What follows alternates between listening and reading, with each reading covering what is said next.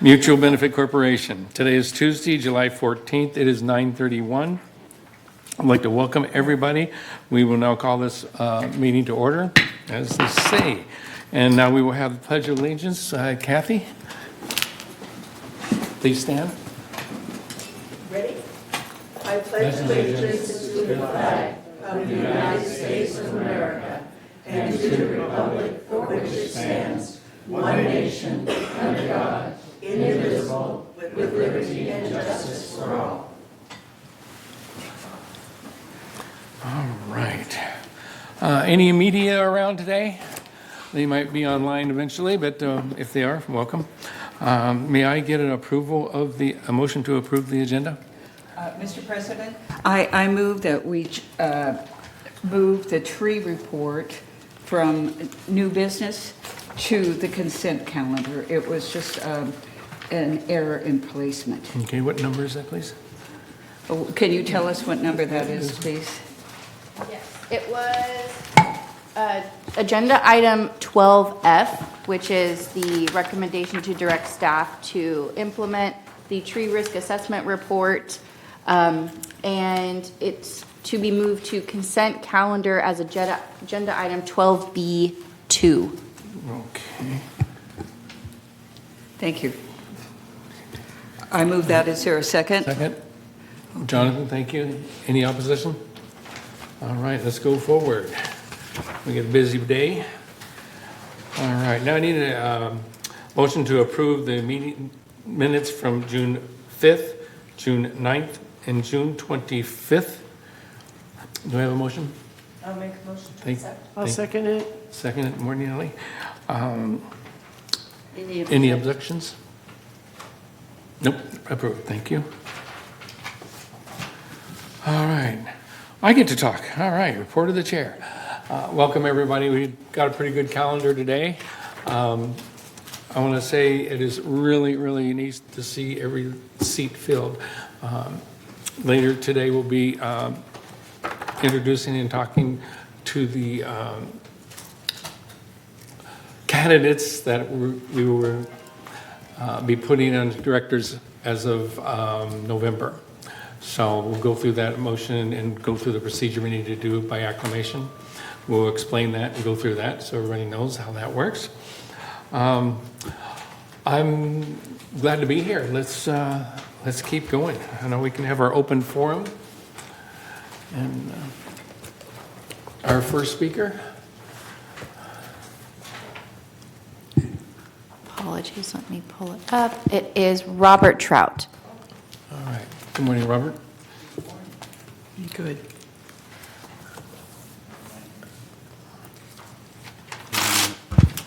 Can you hear me? Hello, my name is Robert Trout. I live at 173A. I am here today asking the United Board for a private and confidential meeting. The reason for my private meeting is because my wife and I are requesting guidance requesting guidance and seeking relief from a neighbor who is actively stalking us, tormenting us, and harassing us by weaponizing the rules and the regulations I'm so sorry, sir. I of got the United whopped in the Mutual face. against. I'm sorry, we had a little snafu here. I'll start over. I got it written down. Please. Okay. Please. Here we go. Hello, my name is Robert Trout. I live at 173A. Today, I am asking the United Board for a private and confidential meeting. My reason for this private meeting is because my wife and I are requesting guidance and seeking relief from a neighbor that is actively stalking us, tormenting us, and harassing us by weaponizing the rules and the regulations of the United Mutual Board against us. Their actions have caused us great anguish. We strongly believe their actions are a violation of our rights to enjoy our property without the constant fear of harassment and intimidation. This behavior impairs our ability to live our lives in a peaceful manner. This meeting is intended, the meeting I want to have with you is intended to inform the board in greater detail about the situation that we are being subjected to by this neighbor. However, due to the litigious nature of this neighbor, we need a private and confidential meeting. My wife and I are looking forward to finding relief from this constant and unrelenting torment. Thank you. Robert Trout, 173A.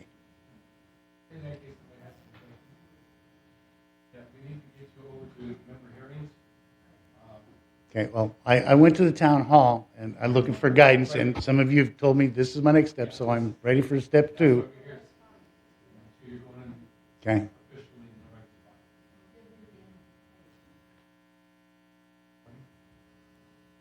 We will contact you with the information.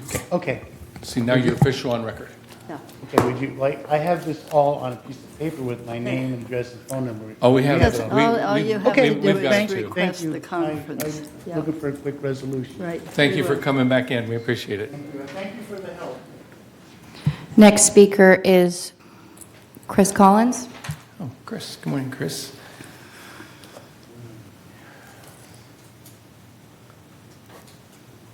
Good morning, Chris Collins, 3306Q, and I'm here with the foundation. Oh, yes. Doing this in the right order, hopefully.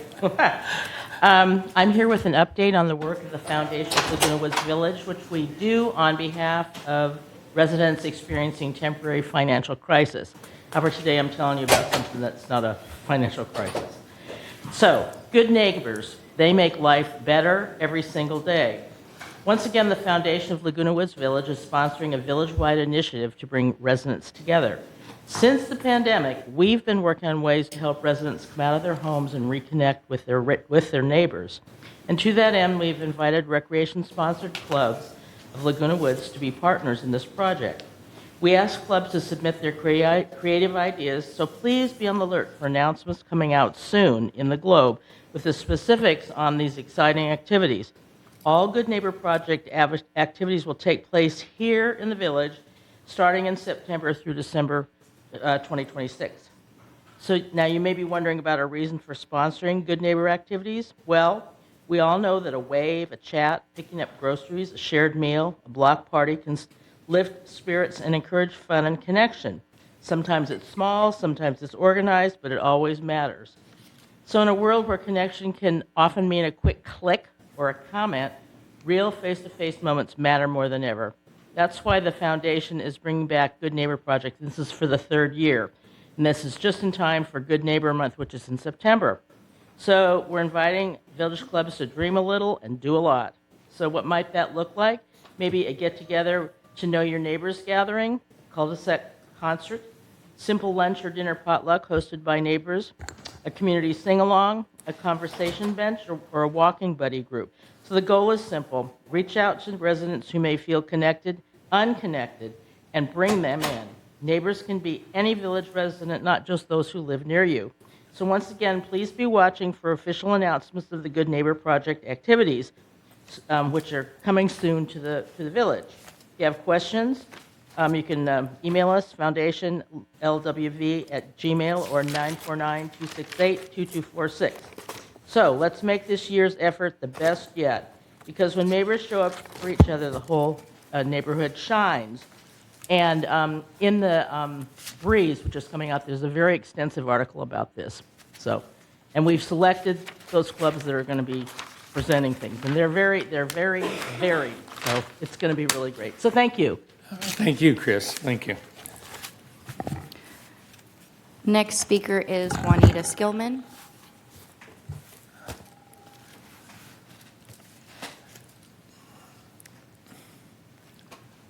Good morning, Juanita. Good morning. I'm here with the report from your library. Volunteers in June worked 612 hours, volunteer hours, to 2,083 residents who visited the library in June. 2,390 items were circulated through the front desk, and we had a record 46 residents added to the catalog. That's people who had never been to the library before, were residents of the village, but had not been to the library, and they are now in our computer and hopefully will be coming back. I'd like to give an update on our children's section. We just opened that for the summer, and it's been kind of slow getting started, but as people find it, they're coming back. And we've had a benefit that we didn't really realized that we'd have. It's not just the children coming and taking or looking at books there, but we've had lots of donations from parents and grandparents who had children's books and games at home, just sitting there. Maybe the children had outgrown them or whatever. They didn't know what to do with them. So they've come and donated them to the library. So we're continually refreshing our children's section of the library and encourage any residents out there, when you have children visiting and you're not quite sure what to do with them, we have books and puzzles and DVDs and all kinds of things to help you keep them satisfied. So please come and see us, and thank you to all of those who have been donating to the library. Thank you very much. It's so nice to see that so many of the members and residents here are using the library. It continues to grow. That's really encouraging. Happy place. It's your happy place. Mr. President, may I Yes. say something Yes. very quickly? I just want to thank Juanita Skillman for your past service on the United Board and for your service as United President. Juanita is the Vice President of VMS, and she also works diligently on the Library Board. I see a number of people in the audience who were either past board members of United or VMS, and it's really appreciated what you do. All right. And next? Next speaker is Catherine Bryans.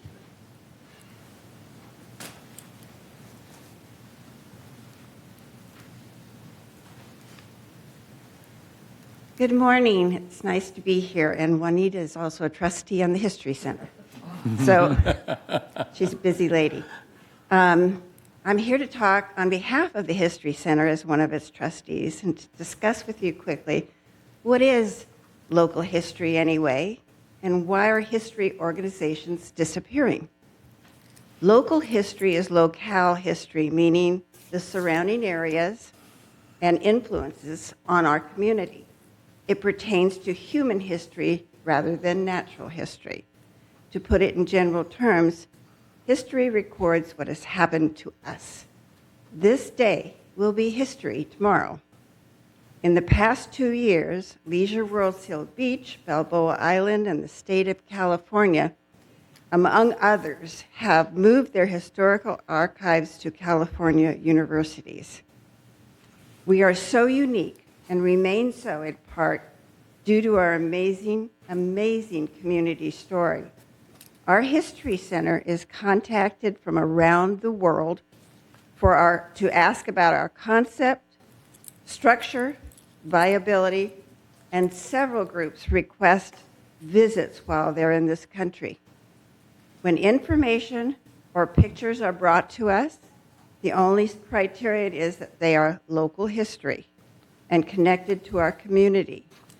We add nothing or subtract nothing from the material. We are not editors, nor do we judge what is contained in the material. Our mission is to collect, conserve, and convey. We live next door to the library, by the way, so we're an easy segue, and you're always welcome. And we receive no money through any assessment, so we are donor-driven, and it's always appreciated if you can stop by and donate or send a donation. And our website is lagunawoodshistory.org, and there is an ability to pay by credit card for a donation. And the hours are standard hours. We say 11 to 1 because we know we're absolutely open then, but usually there's somebody there from 10:30 to about 3. So what we always say is if the lights are on, come on in. Thank you for your time. Thank you, Catherine. Thank you. Next speaker is Danny Henson. Good morning. Danny Henson at 325Q. I wanted to bring up about the new law coming into effect, I believe, about feeding wildlife. And then do we have a plan to implement that here and adopt that within the village, since the city of Laguna Woods has already acknowledged that they're going to adapt it too. So I imagine we would have to. In that vein, I showed up at the landscape committee. I recognize several of you here. Maggie has done some outstanding writing about what you can do and can't do in the village in common areas. My issue being the guy who takes care of the bluebirds in GRF only. I've been advised not to, 10 years ago, deal with anything in United because it disturbs people. Even though the people are the ones going out putting junk, leaving boxes for years, dilapidated. I've got over 600 pictures of crap. I can tell you insects, harmful insects, all sorts of things. We haven't found any here, but even snakes can get into boxes. People put them up, leave them, and no one knows who they are. My issue is, I said I would be willing to volunteer, identify, and locate these things in my trips around the village. And the problem is, one person has boxes, 6 boxes within 4 different cul-de-sacs, and none of them are identifiable to where this person lives. I can identify the boxes and garbage that's hanging in the trees, feeders and all sorts of chimes and stuff that's not there. If you would give me some sort of feedback where we can sit down somewhere and talk for 15 minutes to find out, I'll do the legwork. But I don't have any of the necessities to do anything about that. I can't find where these boxes belong to. People don't put them up next to their unit and you go, that belongs to them, blah, blah. No, they are all over. And if you would get back to me, let me know whom I can talk to on that, get specific. I've talked with Kurt years ago, and he's acknowledged, yeah, they'd be glad to remove some of that stuff. But no one will ever say, we will remove. All they do is let more new people come in, put up new boxes, and leave them. All right. Well, thank you very much, Danny. I'll tell you what, I'm not going to say a lot right now. In a few minutes here, CEO Siobhan Foster's, it's first thing on her agenda. She will be speaking about everything you just said. So I'm not going to take her steam out of her report this morning. I'm not going to say too much, but if you stick around, please listen. I've got it recorded. By the way, the recording says that this is a GRF meeting on the broadband guide. Oh, well. And next week is the United meeting for a thirds meeting. So all of that's wrong when you're trying to record stuff. But Okay, then well, broadband's leaving and no one puts anything into it, right? all right, we'll look into that too. Thanks. Thank you. Thank you. All right. Next speaker is Pete Colt. Thank you. Catherine, thank you. Juanita, thank you. Board, thank you. Because it takes hours and hours and hours of your time to do all the things that you do. For me, for everybody in this room, and everybody in this village. Thank you. I'm here because I was in the veterinary corps in the military. I love dogs, but we're having problems with barking dogs. Now, this is a quality of life issue. When dogs start barking at 6 in the morning, or the rules are the dogs have to bark a certain amount of time before you can call security. I've had to call security 3 times on building 57. Yeah, so that's what I want to say about that. What I also want to say is, have you all seen that thing on KTLA about the woman down by Aliso Creek talking about her dog being attacked and her husband being attacked by coyotes? What happened was in the building next to me, 406, a couple came with their 2 dogs on June 1st. On June the 2nd, they fled. They just left, and so the owners of that unit lost some money in that. So I'm wondering how do we track the number of units being sold? How do we track the number of units that are vacant and how long they are vacant? Because we're having a lot of really bad press right now because we are so focused on coyotes. I think we need to think about a way to counteract that by putting out things that say your quality of life here in the village is good, your dogs are safe, because one of my dogs was alive and this was going on, I never would have bought here. We never would have bought here. Another thing is that some of the people who, like ourselves, had gardens back in our houses, we can't garden now. This is also a quality of life, especially the price of tomatoes is going up, the price of vegetables is going up, the price of gas is going up. Some of our neighbors can't afford to even drive to Stater Brothers or something because their incomes are so tight. And I wanted to ask one more thing. Do we have a committee focused on marketing us out there in the big world? Not a realtor, because there's some really good realtors here in the village. But we have to start, we have all these wonderful things going on, right? We had the July 4th, right? We had Laguna Woods Sock. We have these dances we go to all the time, right? We have so much fun here, but people aren't hearing that about us. They're hearing about your dog is going to be eaten. So let's work together and get some good marketing out there to get people to come into our village. And the upside of that is it will keep our HOAs hopefully pretty steady. And another thing I want to thank all of you for, and all the boards previously, is that there's never been a special assessment here in Laguna Woods. That takes a lot of work. So thank you all very much. All right, thank you, Pete. All right. Next speaker is Elizabeth Barrett.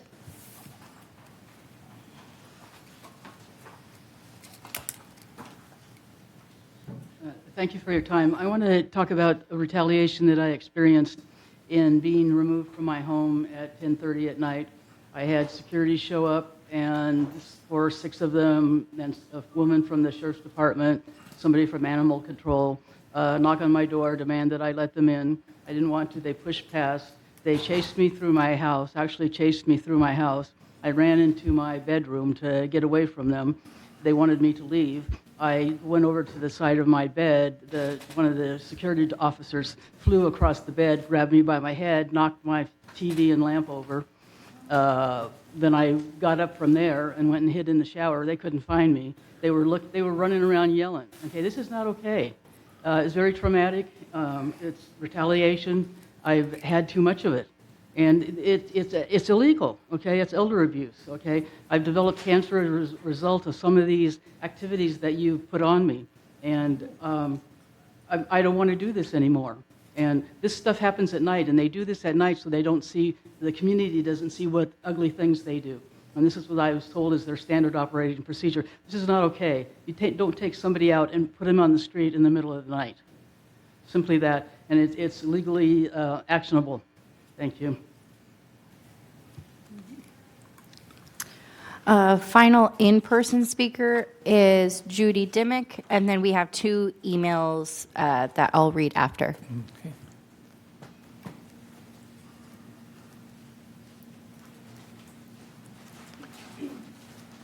I'm requesting 4 minutes because of my presentation will take that long. I'm here about the dry rot situation. Number 1, Excuse me. dry rot. Dry rot. Thank you. Number 1, posting a notice on the mailbox that you're coming to inspect. Number 2, I was told I had to remove my sunroom. I said, put it in writing. 3 men show up to my door. They hand me a notice that I have to remove my sunroom. Doesn't say anything about rules, regulations, any notice requirement. Next item. I go over to permits to verify that I have to remove my sunroom. I can't get a straight answer. Next thing I get, by the way, this notice was given to me June 8, giving me 30 days to comply. I have a letter here from a Daniel Magnuson who says, I called on June 10th to say I'm not going to comply. I was in Dana Point at a seminar class. I was not allowed to use a telephone. Why would I call him on June 10? Thank you very much. I just got 8 extra days. Next item. I was told Resolution 12344 was what I had to comply with. I was handed a piece of paper that says nothing. I had to go online to get the alteration information, which does not say you must remove your sunroom alteration. Next item. Architectural review procedures does not say anything about removing your sunroom. It says shall be repaired or maintained by the member at its own expense in a manner satisfactory to the company. And it says that it must be maintained, or I must remove it upon sale, or the fact that it is deteriorated. My sunroom is not deteriorating. Next item.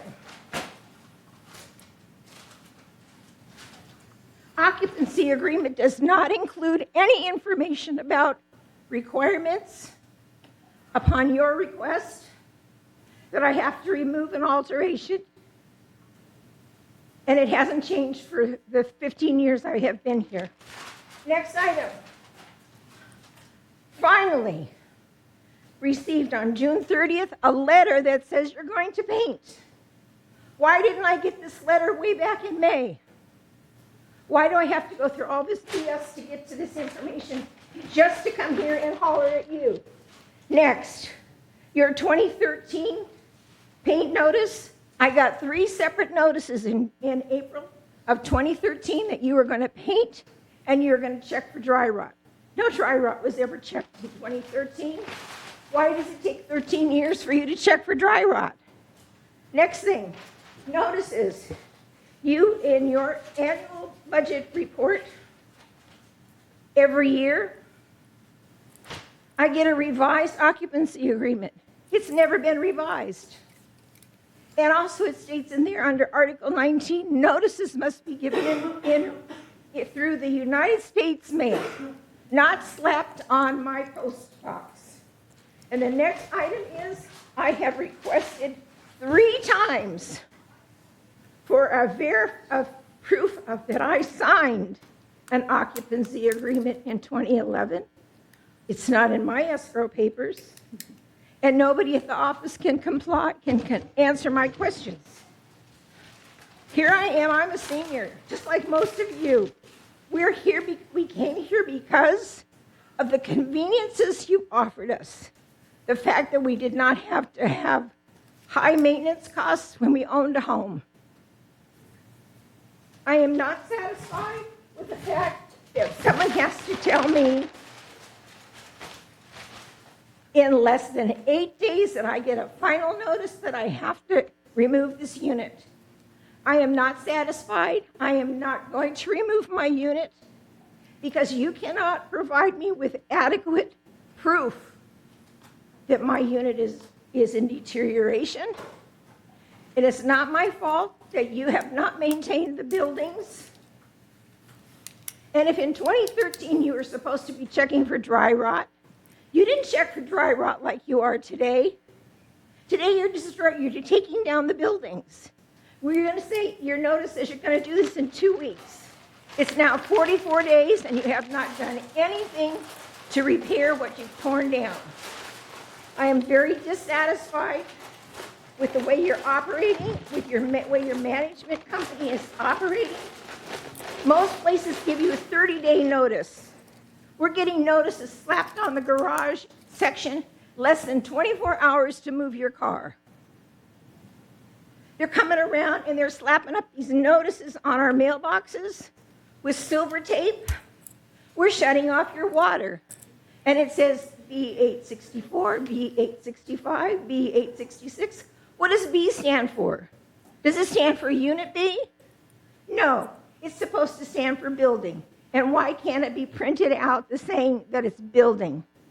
I am very disgusted with the way you're handling, the way you operate, the way you give information to your management company. I'm fed up with this. Judy, excuse me, what is your matter number, please? 864C. Thank you. Sunila, you have to fill out a pink card.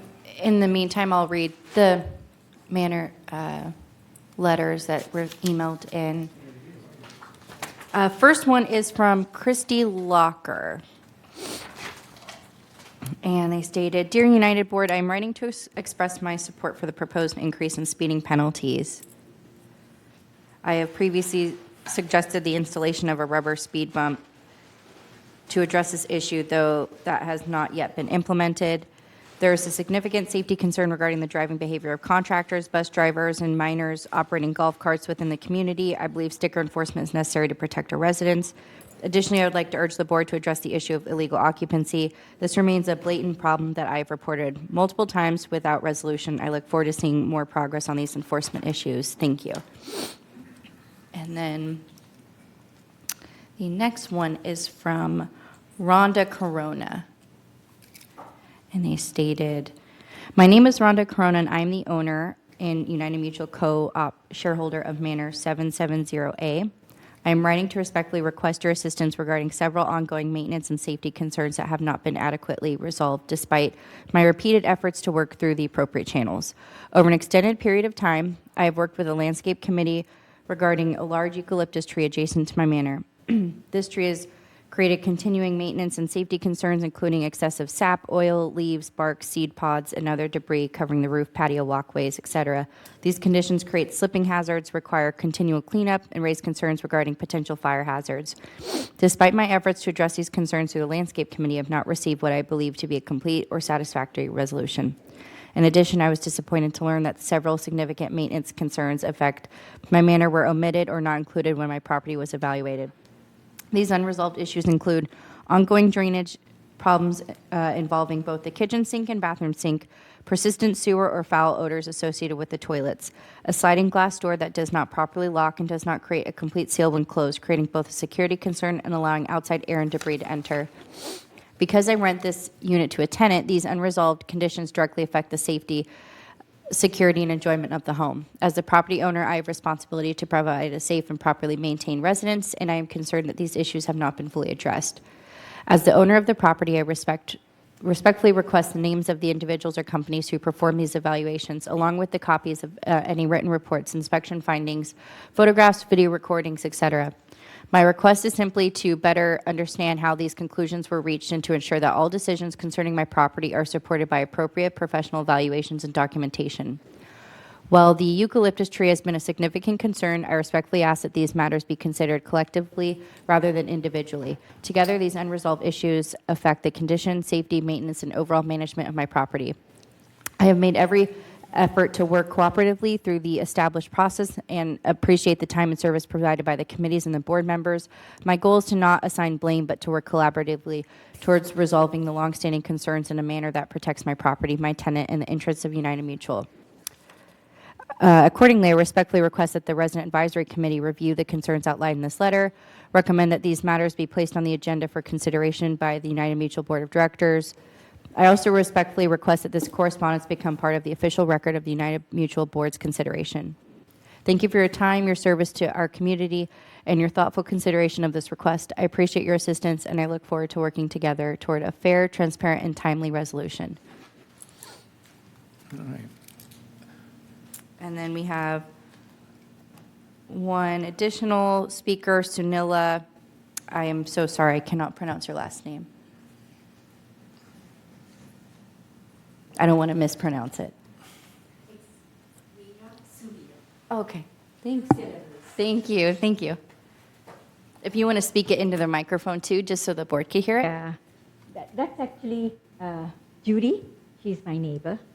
And she has to get her place broken down, and I have mine also to be broken, and I don't know what to do about it because I've been a teacher and I've collected so many books and all that, and I don't know really what to do with it because if I break down, the immediate room is my husband who has fallen sick.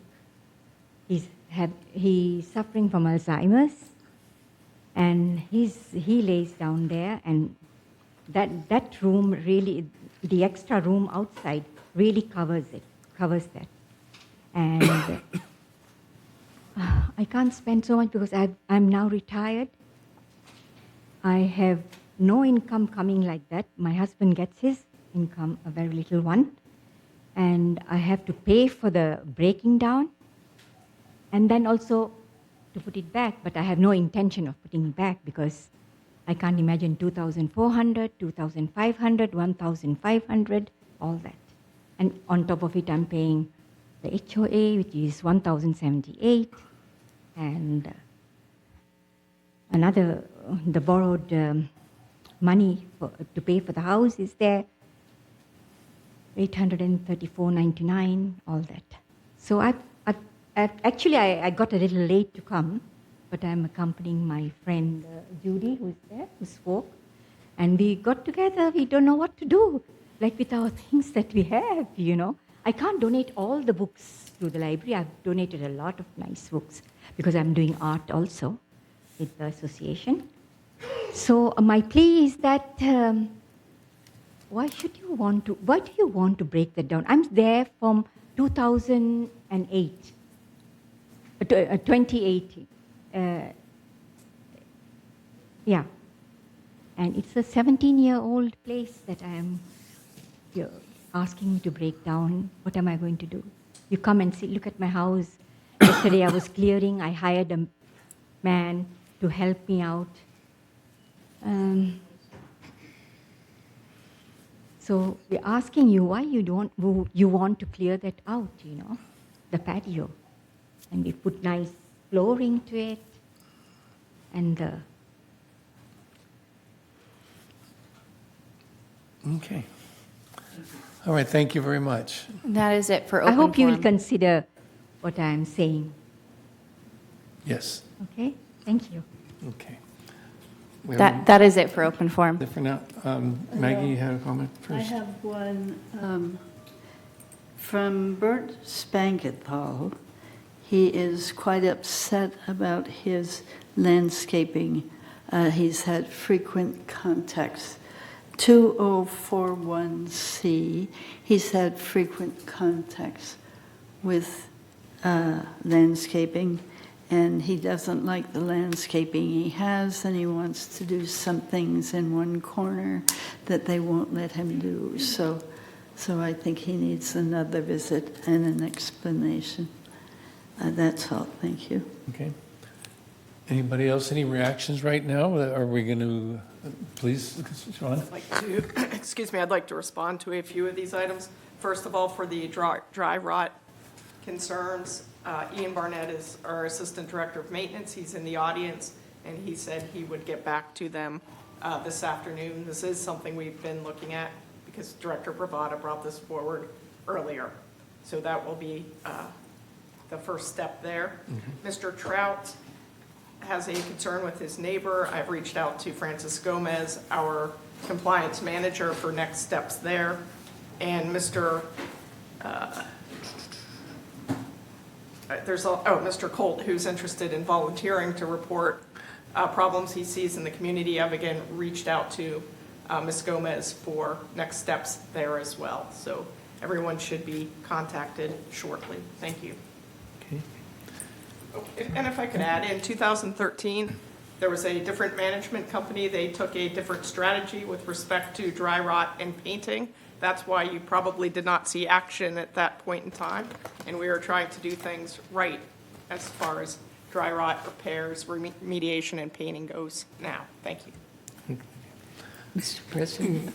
Who was first? Kathy, I think you were. Kathy, go ahead. Okay, the only thing that I want to say, both Sunila and Judy are my neighbors. I live in that same building.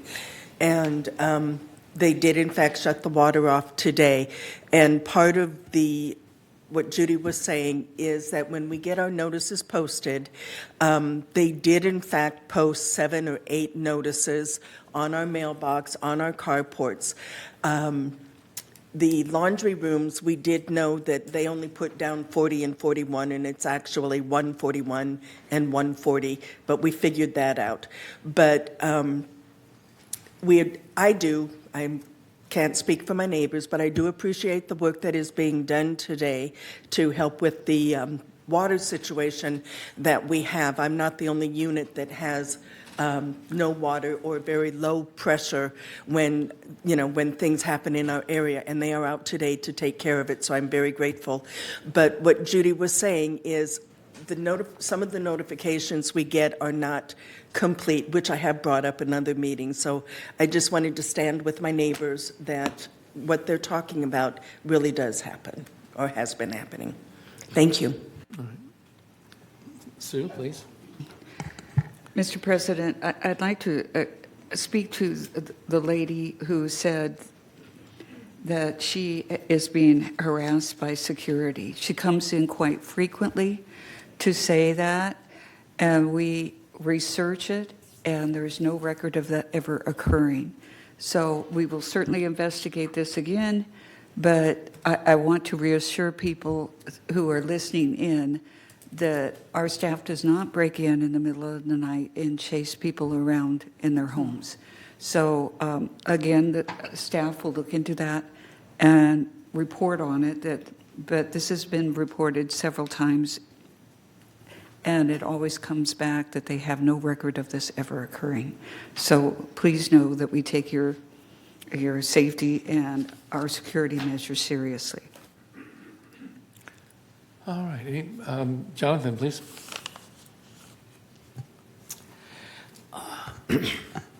My heart really goes out to each of you with such incredible issues. 2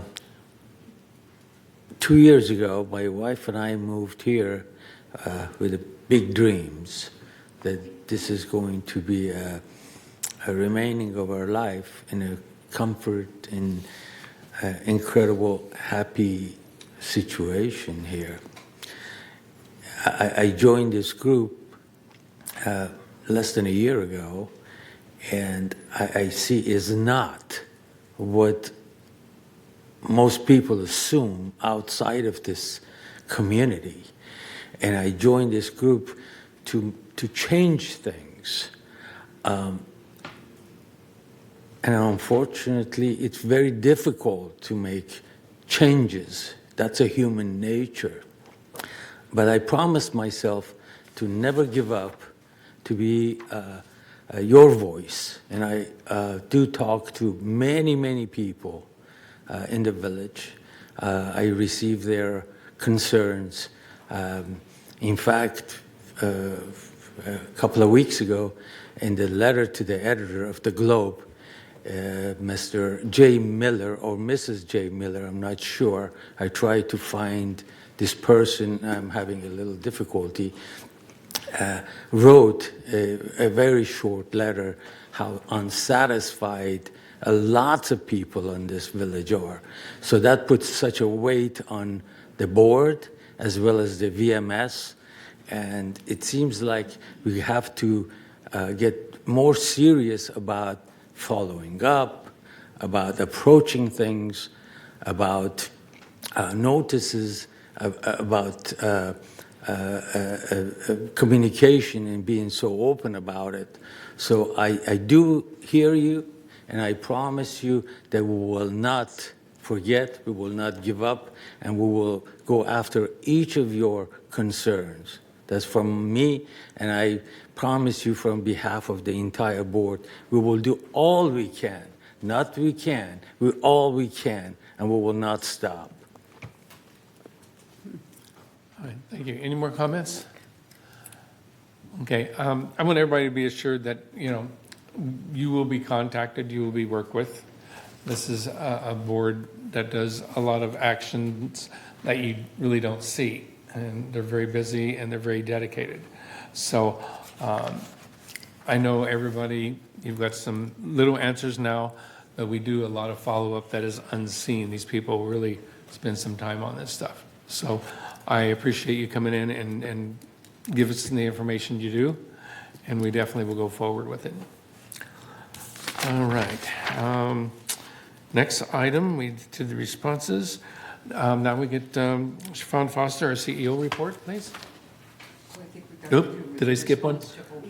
Speakers number 8. Right. 8B. Oh, Director Sinclair. yes, I'm sorry. Mary, good morning. Good morning. There are a couple of items that came up last time that we met. Cynthia Rupert was asking how the issue of ting service coverage within individual manors is being addressed. and her concern that the service should not be limited to covering only 2,500 square feet. She was advised to purchase a Wi-Fi extender and wondered if that's, if residents should be required. You may already know a lot about this. I know that everyone has been working very hard to get the word out. The Ting installers follow HOA approved standards for where they bring the fiber into the house and where they put the equipment. Homes up to 1,500 square feet receive one Euro 7 router, and homes with 25 or over 1,500 receive two. And they are placed, like I said, where protocol dictates. And also, we all know that they're most effective when they're placed where we use them. After installation, if residents still have a problem with coverage, the next step is to call 844-846-4994 and talk to Ting about the unique situation that they have and to go from there. So this is, I understand this is the biggest infrastructure project we've ever had here in the village, and rolling it out has been pretty darn smooth given the size of the project and the nature of it. So thanks for bearing with us as we work through all of these issues, and keep coming with your questions to the board, because I see the board can really only address each concern one at a time in its specificity. So that's the effective way to get things addressed. And then the other concern is our relationship with the coyotes here. And another resident submitted a letter expressing concerns about coyote encroachment, changes in coyote behavior. So I think we're pretty much all really familiar with this. There is an update for California State Bill 1135, and this establishes a statewide wildlife coexistence program. And the city of Laguna Woods, who is ultimately in charge of the coyote, resolving that coyote issue, has endorsed this heartily, as well as having a code in place. And it's against the law for us to feed wildlife. And we know that that's the beginning of the problem, and that in the end, that's going to have to change for the issue to not be so serious. So it's prohibited and may result in fines ranging from $100 to $500. In fact, I was down at the creek a couple of days ago, and there were actually door hangers hanging on both bridges indicating that the residents had called in complaining that wildlife were being fed in those areas. So the city is taking it very seriously, is responding, and really needs feedback to identify people who are still feeding the animals, any animals. So I'm sure that this is not news. Anyway, to report illegal wildlife, you could email code@lagunawoods.gov. So that would be the city. And then, as always, just for those of you with dogs, the most immediate thing that we can do is walk with a buddy, use a short leash, and bring a noisemaker. So those are some of the things that have been helpful. Thank you. All right, thank you very much. All right, any comments or questions? We will go forward. Now we can go forward. Saran, please. Thank you, President Prater, honorable members of the board, and our audience. I was going to start by sharing an update from the recent meeting we had with city leadership, animal services, and our board leadership, both from both mutuals and GRF, about coyotes. Director Sinclair did a great job summarizing a lot of the efforts that are being made. In addition to augmenting abatement efforts and hazing efforts, the city is really trying to stress that feeding wildlife is illegal. That's where it all starts. That's what attracts the small animals, and then that attracts the coyotes in turn, and so forth. So the city really wants to help educate our residents to let them know eliminating food sources is the most effective way to reduce coyote activity. Again, this is augmented by abatement and hazing, other activities to try to keep the coyotes away from our residents and our units. Feeding wildlife includes birds, squirrels, rabbits, anything that attracts coyotes into the residential areas. Residents should remove attractants such as bird seed, fallen fruit, pet food, outdoor water bowls, and food scraps. This is now prohibited by the Laguna Woods Municipal Code. As the director mentioned, violations may result in fines of $100 for a first offense, $200 for a second offense, and $500 for subsequent offenses within 1 year. And again, please report illegal wildlife feeding by calling the city at 949-639-0522 or emailing code@lagunawoods.gov. I also want to share an update about the service enhancement to Commercial Route 3. This is also known as the Arbor Route. These are the fairly new bus route that's been put into place. The new 30-minute loop reduces travel time between Clubhouse 1 and the Arbor from approximately 60 minutes to 30 minutes. The first departure is every day at 9:30 a.m. from Clubhouse 1.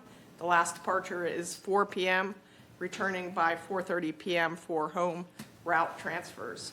Regular stops are at Sprouts, Ralph's, Island Pacific Market, and by request, Smart and Final, Home Depot, and Wells Fargo. For more information, you can contact transportation at 949-597-4659. There will also be a Social Security benefits overview. This is going to take place on Wednesday, July 29th at 10 a.m. in the Clubhouse 7 main lounge. No registration is required. The topics of the presentation include retirement, Medicare and survivor benefits, when and how to apply, my Social Security online services, Social Security Fairness Act updates, and a live question and answer session. The presenter is Jennifer Miranda from the Social Security Administration. And we've held this in previous years, and this has been very well received. So if you're interested, please take advantage of this option.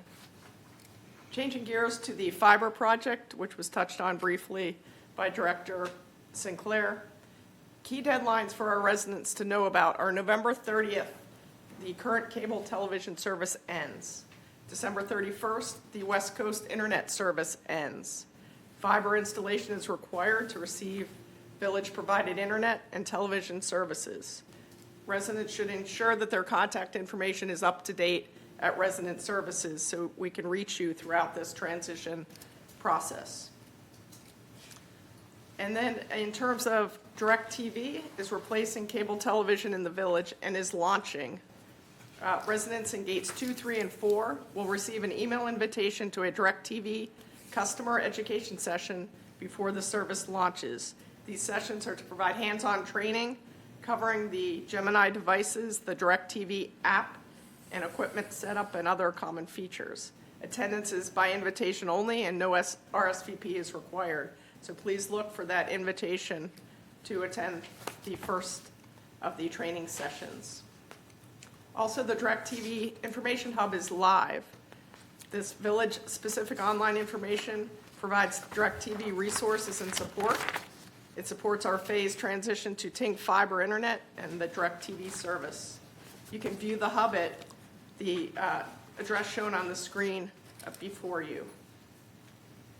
I also want to take a moment to remind residents of all the free options that are available to them for disposal of non-typical items that you don't put in your regular trash cans. In terms of bulky item collection, CR&R provides free collection. Residents simply need to place their items in the location they place their trash between 7 p.m. the night before and 8 a.m. on collection day. Materials accepted include furniture, electronic waste, home appliances, mattresses, and other items. There's a flyer available in multiple languages on the City of Laguna Woods website for more information. The free collection of household hazardous waste is also available to our residents. This is from WM Curbside, the city's contractor. To schedule, please call 800-449-7587. Materials accepted include household cleaners, automotive products, paints, batteries, and sharps waste. Again, there's a flyer available in multiple languages on the city's website for more information. There is also a household hazardous waste drop-off option. This is hosted by the county, and the closest location is the Irvine Collection Center at 6411 Oak Canyon. This is open from 9 a.m. to 3 p.m., Tuesday through Saturday. They accept household products that contain corrosive, toxic, ignitable, or other reactive ingredients such as paints, cleaners, oils, batteries, and smoke detectors. Sharps waste can be disposed of at City Hall during regular business hours. All you need to do is place the waste in a rigid needle puncture resistant container. Examples would be a laundry detergent bottle, soda bottles, or medical sharps containers. Please see the flyer available on the city's website. In terms of personal medication disposal, drug manufacturers and distributors are required to offer programs to dispose of unwanted personal medication. You can find a local pharmacy that will accept this medication. Please visit med-project.org for that information. And lastly, the city offers free shredding service. To schedule your appointment, please visit thecityoflagunawoods.org and click on the blue Arrange Document Shredding button, or call City Hall at 949-639-0500. Thank you so much for your time this morning. Thank you. All right. All right, we're going to move on to item 10, the consent calendar. I will give you a little speech about the consent calendars before we vote on this. All matters listed under the consent calendar are recommended by action by committees and will be enacted by the board by one motion. In the event that an item is removed from the consent calendar by members of the board, such items shall be subject to further discussion and action by the board. All right. Do we have a motion to approve? I'll make a motion. Kathy, second. Jonathan, thank you. Jonathan, is there any opposition or opposed? Okay, I consider this motion approved. Thank you. Okay. Oh, number 11, unfinished business. We have 3 items here, and I don't think we have speakers for a couple of them this morning. They're in training. Yes, for the disciplinary update report, they are in training, but they'll be available next month to answer questions. Okay, thank you.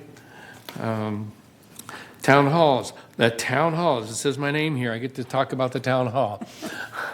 We had a very spirited town hall last Friday.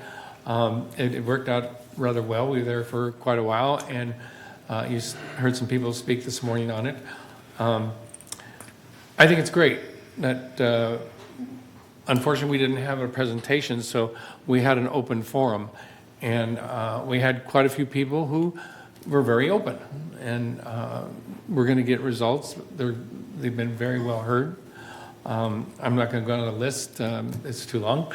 And the board here, I want to thank Sue and Mary and Maggie, who were there and assisted with everybody. It was actually a good town hall. Next month, and I don't have my list with me. Yes, Sue, you. Mr. President, I don't think we have one selected, but you asked at the town hall what people might like to hear about, and one of them was a presentation on HO6 discussion. They'd like to have somebody come in and talk about that. There was a restoration management presentation at third, and perhaps we could get something like that for second. People were asking about how to do direct TV. So those are some options that we have available for the next couple of months. And if anybody else has suggestions, we can look into that. That's great. Thank you. Okay. We would definitely get that word out on the next topic as soon as we, as a board, get the order we want to do these in. So thank you again. Okay. Okay, number C, we have to I would like somebody to entertain a motion to approve the revised financial qualification policies dated June. Initial notification was on 28-day for members' view. We want to comply with Civil Code 4360 has been satisfied. So do we have a motion to approve this? I move. Read it. Elsie, thank you. A second? I Jonathan? I would like to amend We have to it. read it, well, we have to get it, motion, a second, and then we have a discussion? Right. All right. Okay, so we did get a second from Jonathan, so we have discussion. I think, you want to read it first, Maggie? Yeah, I'm looking for Okay. it.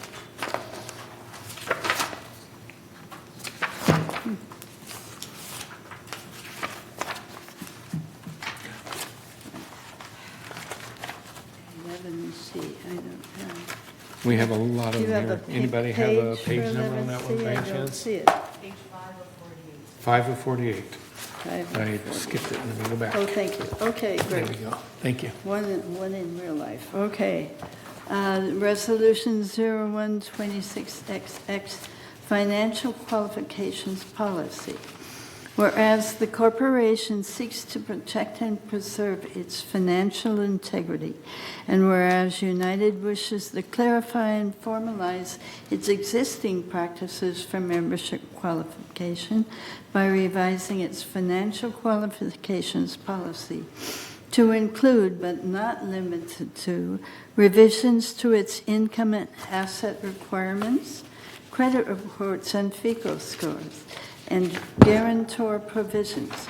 Now therefore be it resolved, July 14, 2026, that the Board of Directors of this corporation hereby approves and adopts the amended financial qualifications policy as attached to the official minutes of the meeting, and resolve further that staff is hereby directed to disseminate this information to the realty community serving Laguna Woods Village, and resolve further that Resolution 012460, adopted June 11, 2024, is hereby superseded and canceled, and resolve further that the officers and agents of this corporation are hereby authorized on behalf of the corporation to carry out the purpose of this resolution.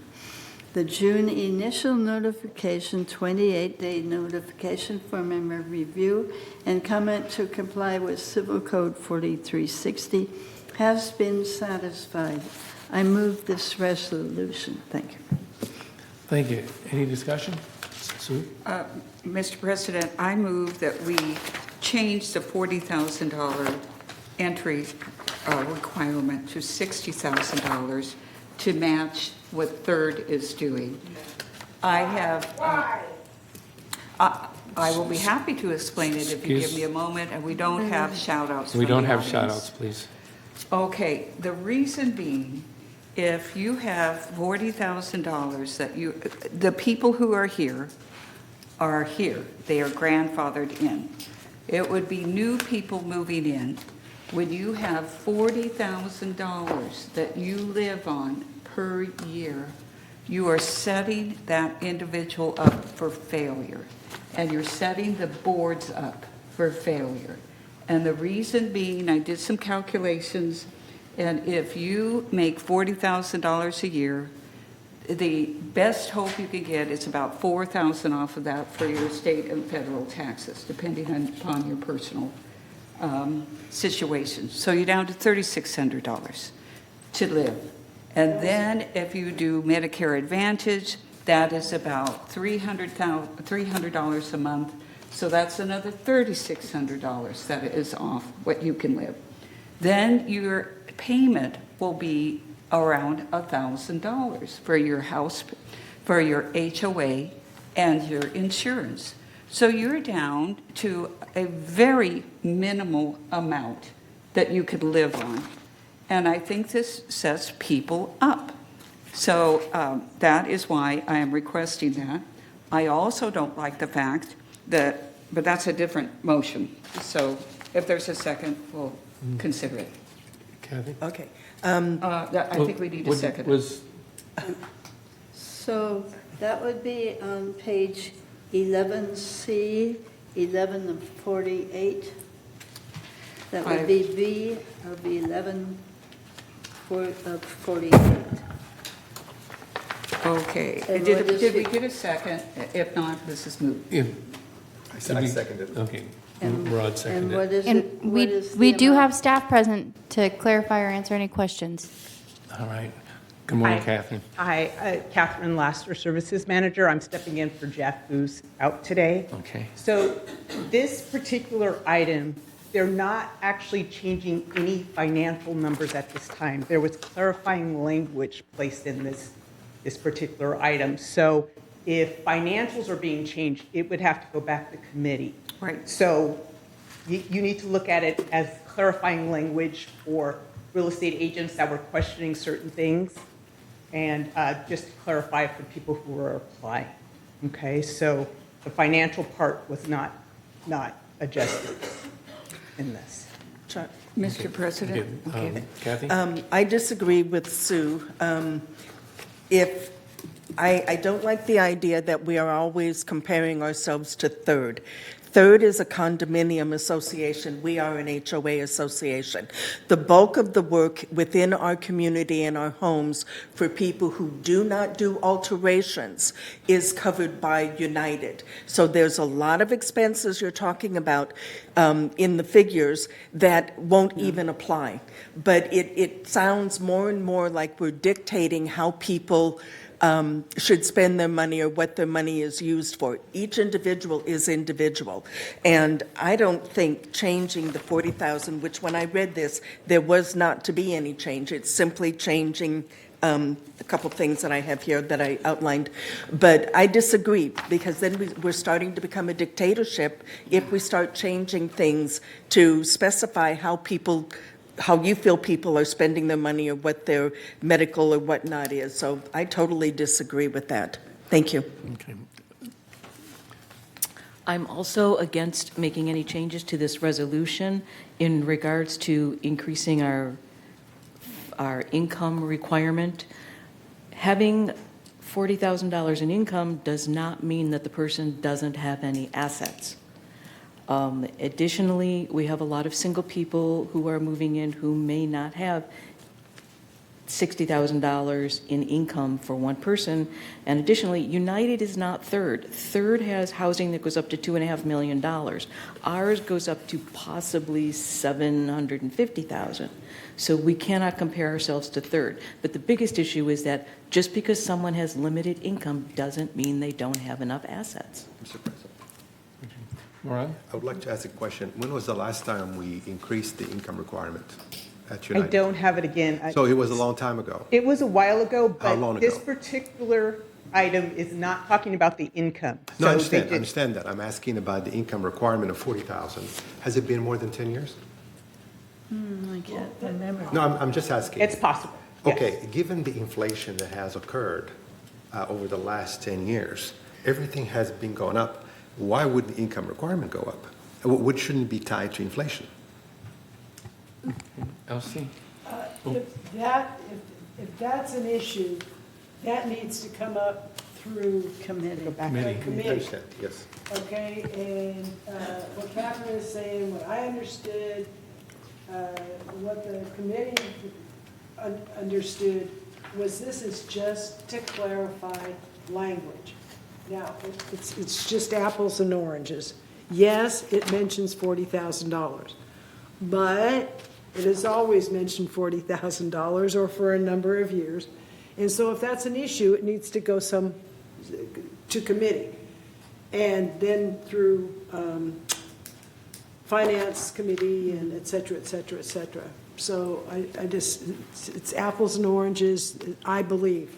And there may be merit in what you say, although I kind of agree with Kathy as well. I don't want to cut out the retired, happy, middle-class people that this place was basically built for. And I hear what you're saying, but that's why we have the asset requirement. And anything you want to say, you can say in another committee and bring it. Meanwhile, this is a much-needed clarification on language. Jonathan? I understand all this conversation, but as Murad just briefly mentioned, we are raising the bar. We are raising the bar to the future comers to give them a message. This is a message. The requirement of the 40 versus 60 or has anything to do with the third or not. This village is raising the bar for the future comers to say, you have to be more aware of the cost going up.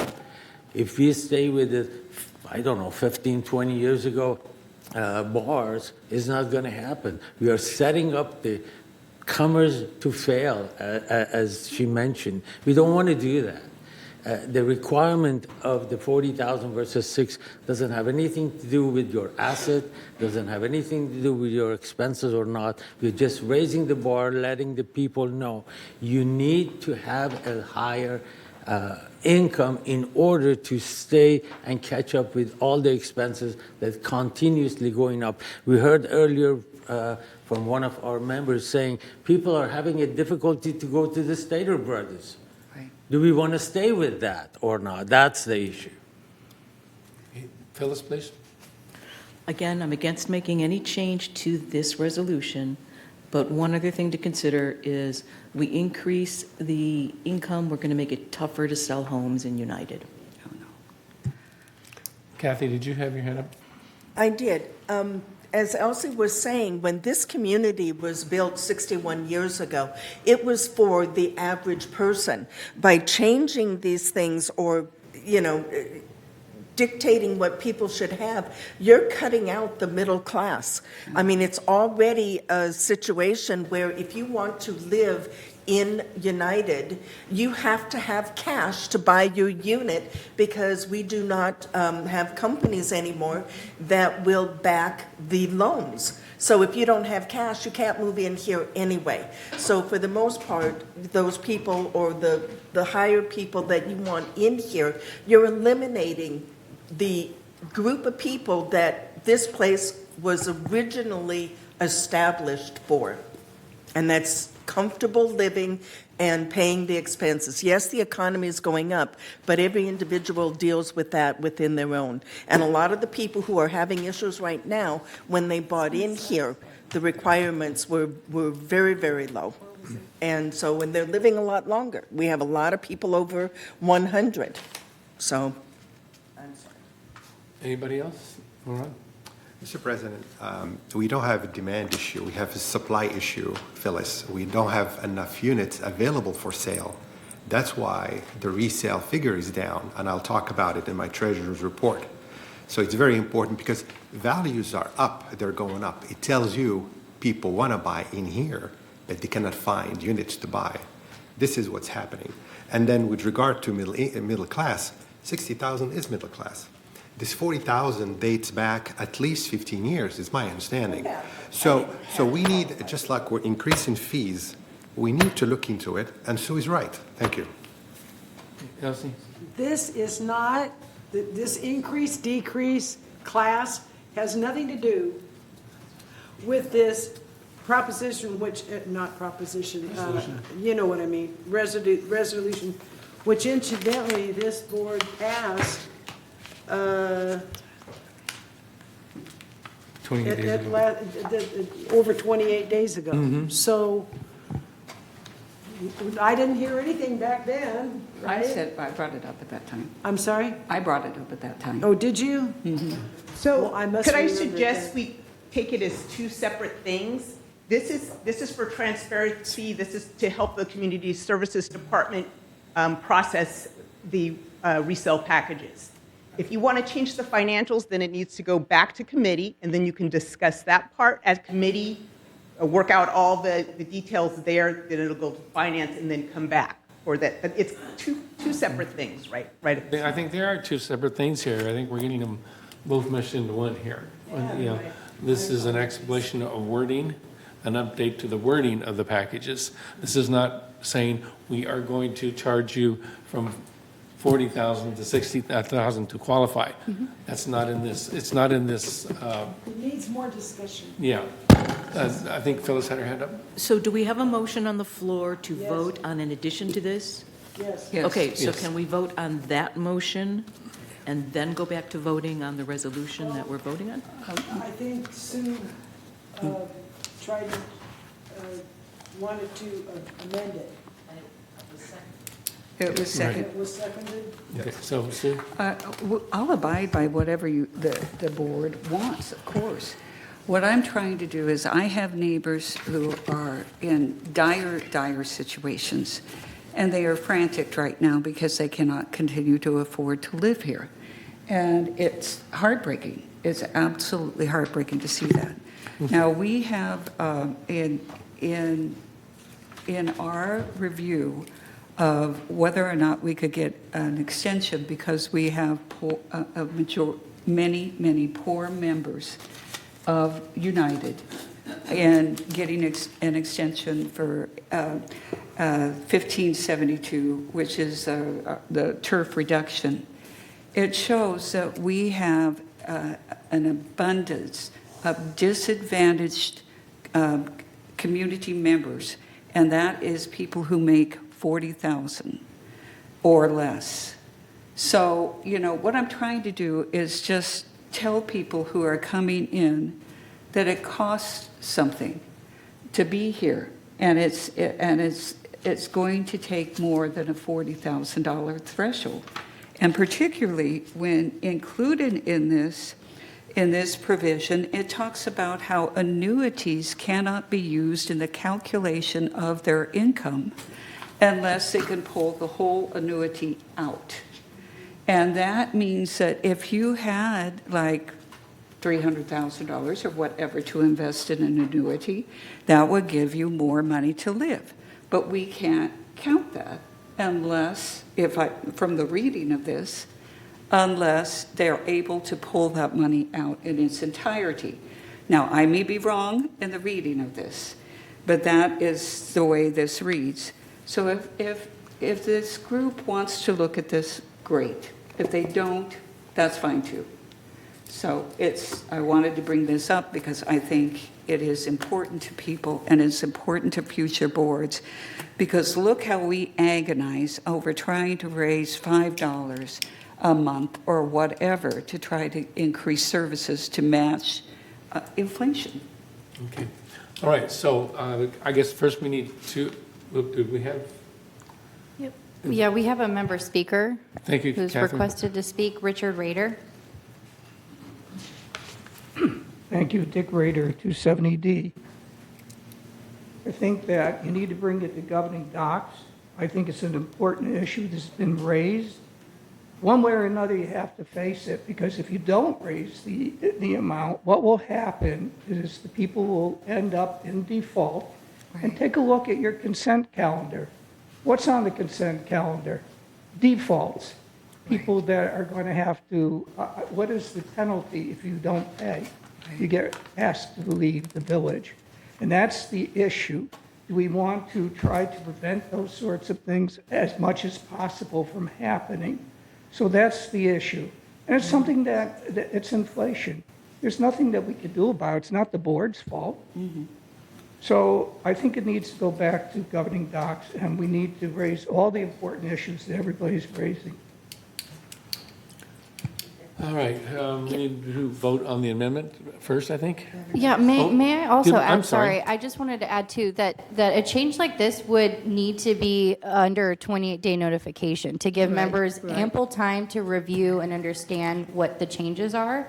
So changes to the financial requirements would need to be under 28-day review. This specific item, which is unrelated to that, it's just language change in the policy, was already on 28-day notice, and it's to be satisfied today. That's right. Just reminding the board. Did you have a comment, Elsie? I would like to have Jeff review Well- that, because I don't agree with that. Yeah, well, okay.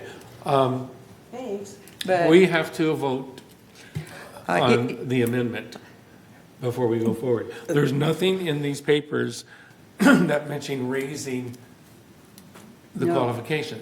No. This is a wording. That's why we amend things.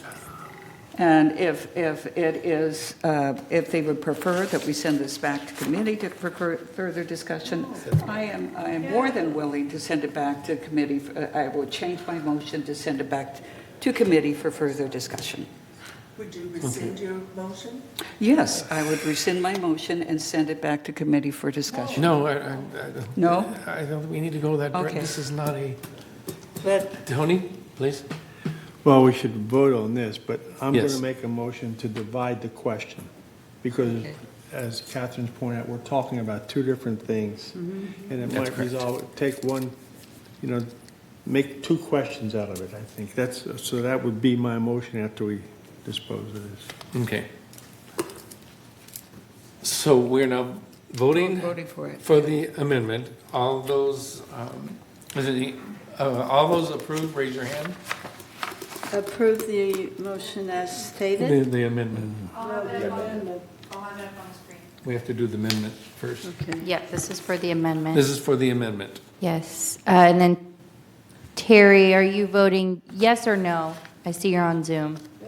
What is the amendment stated clearly? That's not the amendment.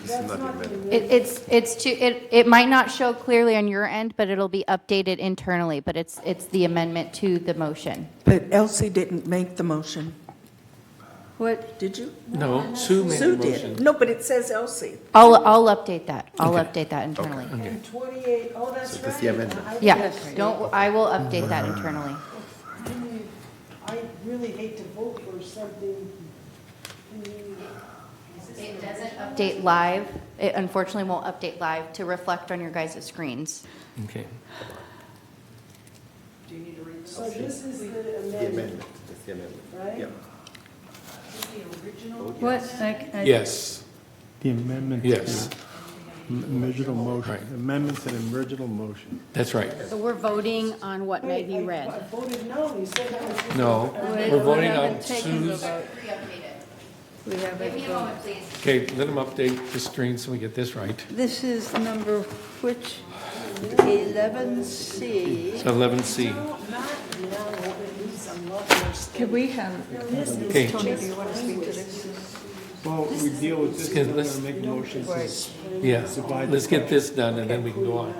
We shouldn't be having these side conversations, please. Yeah. I'm sorry. Excuse me, we're voting here, please. On what? 11C. No, amendment. As it stands? The amendment. Please give the corporate secretary a moment. Yes, Yeah. thank you.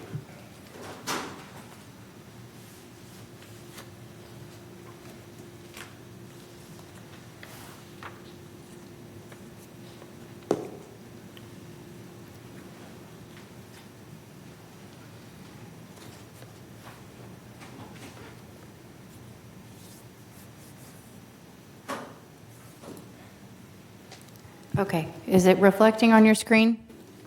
Yes. Yes, Okay. this is the amendment. What part of that is amended? I'm looking at 11C on the pink page, does not have numbers on it. On the screen in front of you, Maggie, is where you're voting. I know. It's the motion to change the financial requirements from 40,000 to 60,000. It was a motion made, the amendment was made by Sue and seconded by Director Kesby. It's the motion. But 40,000 wasn't on the original 11C. This is an amendment It's that the Sue amendment. made. So the board is voting for her amendment. Added. So if we vote no, If you vote, if you vote no to the amendment, then the amendment will not be made. Right, and then it'll go back to the original motion to just approve the resolution as presented to the board originally. So we need Maggie's vote, President Prater,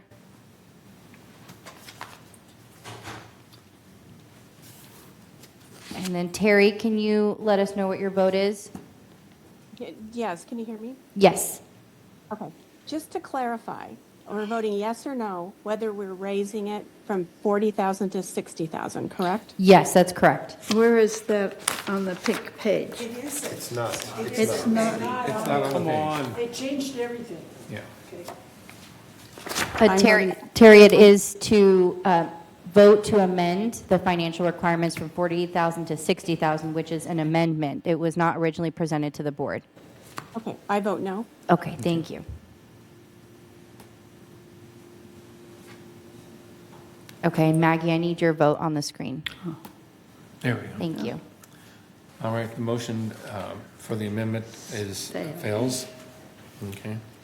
Now, we can go back.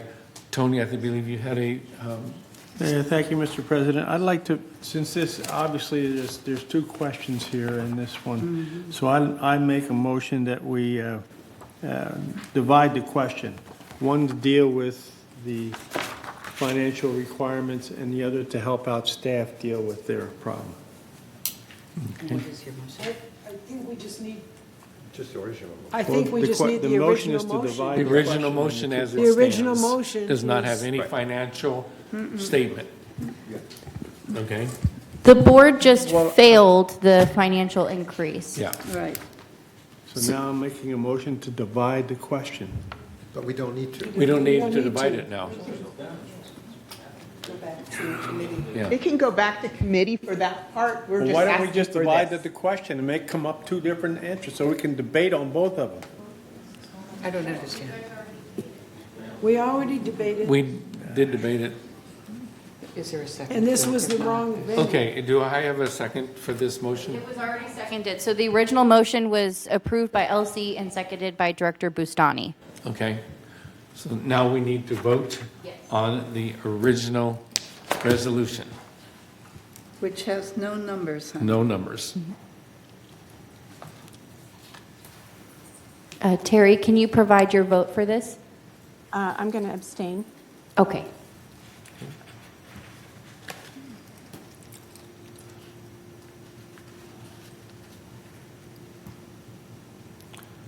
Do we need one more?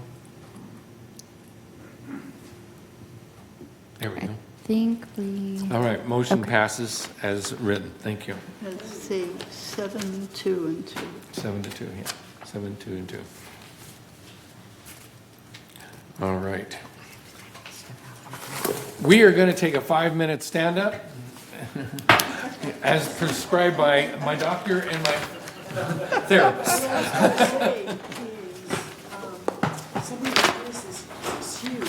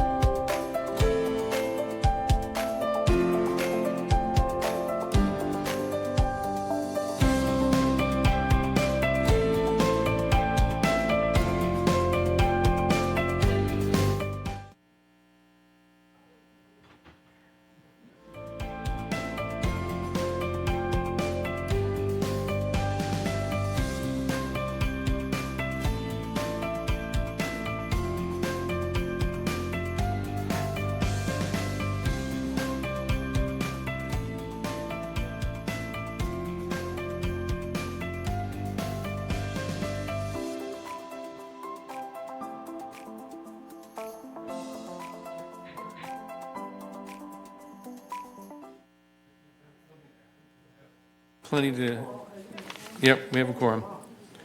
All right. Let's go to new business. All right. A is to entertain a motion to approve a supplemental appropriation in the amount of $15,724 for the annual seal coat program. Do I have a motion? Somebody? Anybody? Rod, thank you. Do I have a second? Thank you, Tony. All right, discussion here. If you want to come up and I know what the speech, you want to tell everybody? I know, we get to hear it again. Do the short version. No, not necessarily. You have a motion. Yeah. It's pretty straightforward. Yeah. It was underfunded. The contract amounts that have come in from the bid were much higher, and so we're looking for the supplemental appropriation so that we can fund the planned work for this year. All right. Does anybody have any questions? Kathy, you beat Tony by a second. Okay, thank you.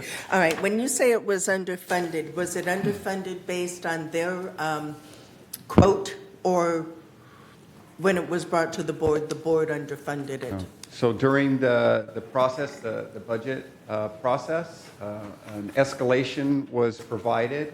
It was a standard escalation of about 3%. However, due to the petroleum crisis that we're seeing in the pricing, the bids came in much higher. So that's what I mean when I say underfunded. So therefore, it was funded, but it's not enough to support the contract. And what was the difference of the funding from what they quoted and what the new? So that's $15,724. That's what the supplemental That's what they're asking amount. for. From the original amount, which was 90-something? The budgeted amount was $56,964. Thank you. Okay, Tony? Thank you, Mr. President. Just a point of information for me, and I'm not paying attention, I guess. Is this coming out of contingency or? No, we're looking to have this come out of the reserve fund. Out of the reserve. Thank you. Any more questions? Phyllis, please. Is 100% of this increase due to the increase in oil? That is what we suspect. However, it's competitively bid, so the contractors look at the scope of work that's out in the RFP, and then they bid on that scope of work. And so we're going to recommend the low bid, and that's the amount that we're looking for in order to make that contract. Okay. Chelsea? And this one's, the low bid is substantially less than the next bid, right? Is That this will the all one? be discussed in your closed session. It's contract related, so. Oh, this isn't the one I'm thinking of, oh. We're just looking for funding at this point so that we can fund the program. Yeah, keep things rolling. No more questions? Yes, Tony? Yeah, and just trying to understand, I'm not questioning anything. Why would we go to reserves and not contingency? This originally came from the reserves. This is how you fund this program. So since it was underfunded, we're just looking to go back to the reserves and fund it properly. Thank you. So nothing's really changing from the source. There we go. Okay. Anybody opposed to this?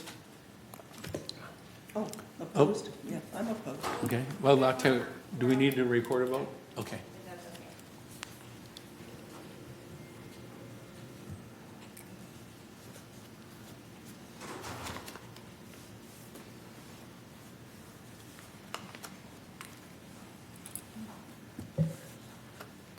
Terry, can I get your vote for this item? Yes, I vote yes. Thank you. They don't like me. Okay, I think we have everyone. Is that the 600,000? No.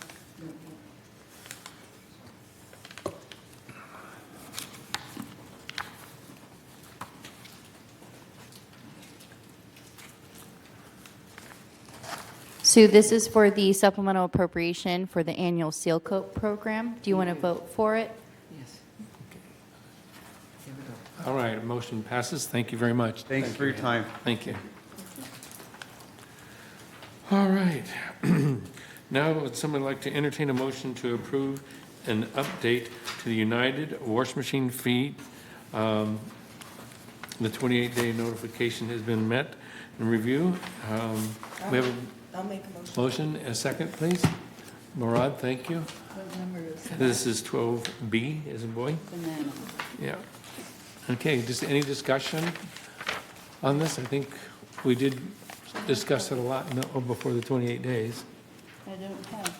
Oh, okay. Okay, she's going to read that?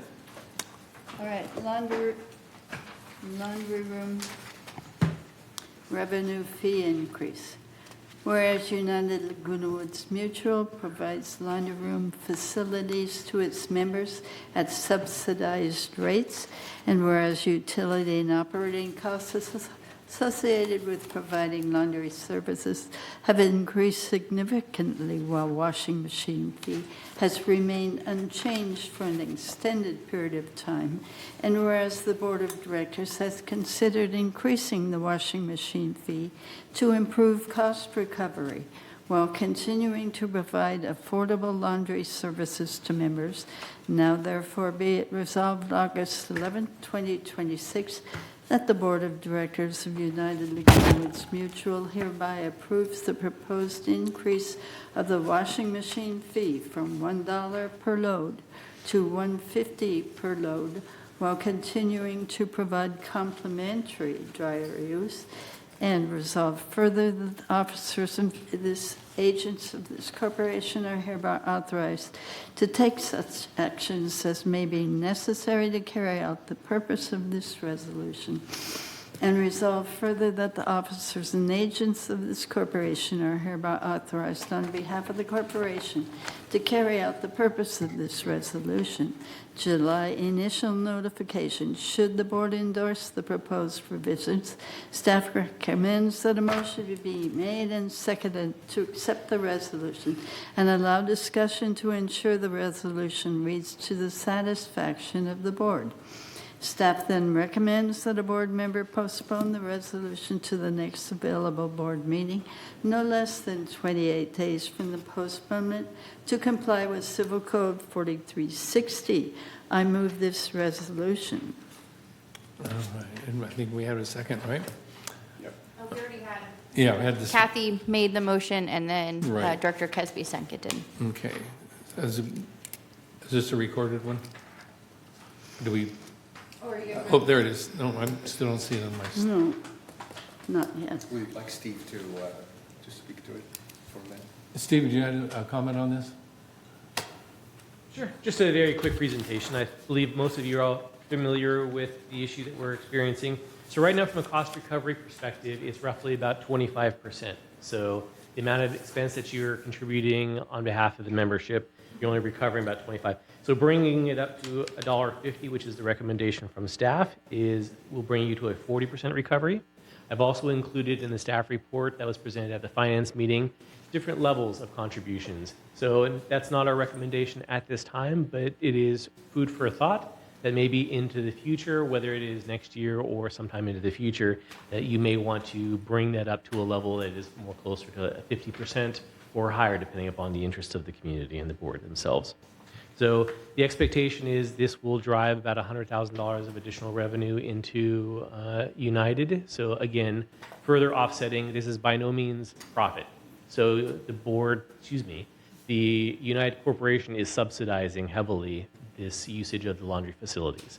So this will bring in an additional $100,000 of revenue to offset some of those costs because of the fact that utilities have skyrocketed over the past, 5-10 years. So, yeah. That's correct. Thank you. Any questions for Steve? Mr. President. Oh, I didn't see. So the cost is $900,000, and the dollar we pay right now accounts for $240,000. So we're just adding another 120 to 360 for that 50 cents. So we're still subsidizing over $500,000 in cost, and that's what Steve is saying. It's not sustainable, but at least 50 cents increase is moving in the right direction. Thank you. Any thoughts, Kathy? All right, my question is, with what Murad said, does any of this increase cover our electric costs, or is this strictly water, or is it both? It's both. So it's the fully burdened cost that we include in the staff report.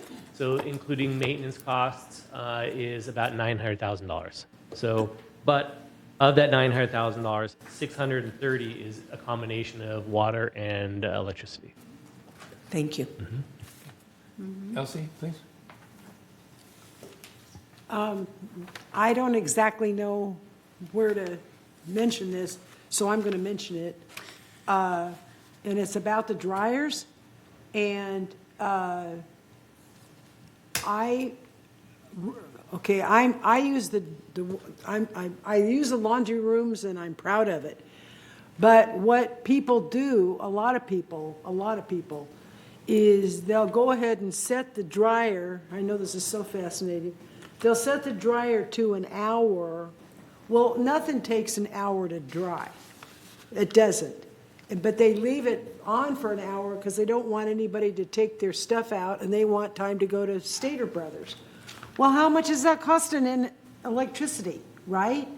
So I get why they're doing it, but I don't want to pay for it. And I was wondering if we could put some kind of, like as new machines come on, like put a time limit on there so it just goes, it won't, you can't put it at for an hour. You can put it for half an hour. That's, again, I don't know if this is not the place to I'd say it's speak outside it, the scope but- of this discussion, but it's feedback that we'll take back, and looking over my shoulder with Ian behind me, Ian and I can talk about it afterwards. Yeah, I saw you in there, so, yeah, maybe I noticed that. Sure. But, Good observation. I've never heard that before, so thank you. well, Okay. except that if you want 45 minutes, see, now you get an hour. And so you would be out of there faster with the program we have. If No, these are for people that leave. This is not for people that stay. They leave and they go to Stater Brothers and they pick up their laundry and they have a nooner, they spend some quality time with their husband. But if you make it an hour, it's easier for them then, isn't it? It's easier for them, but we're paying for it and the stuff is over-dried is what I'm telling you. Okay.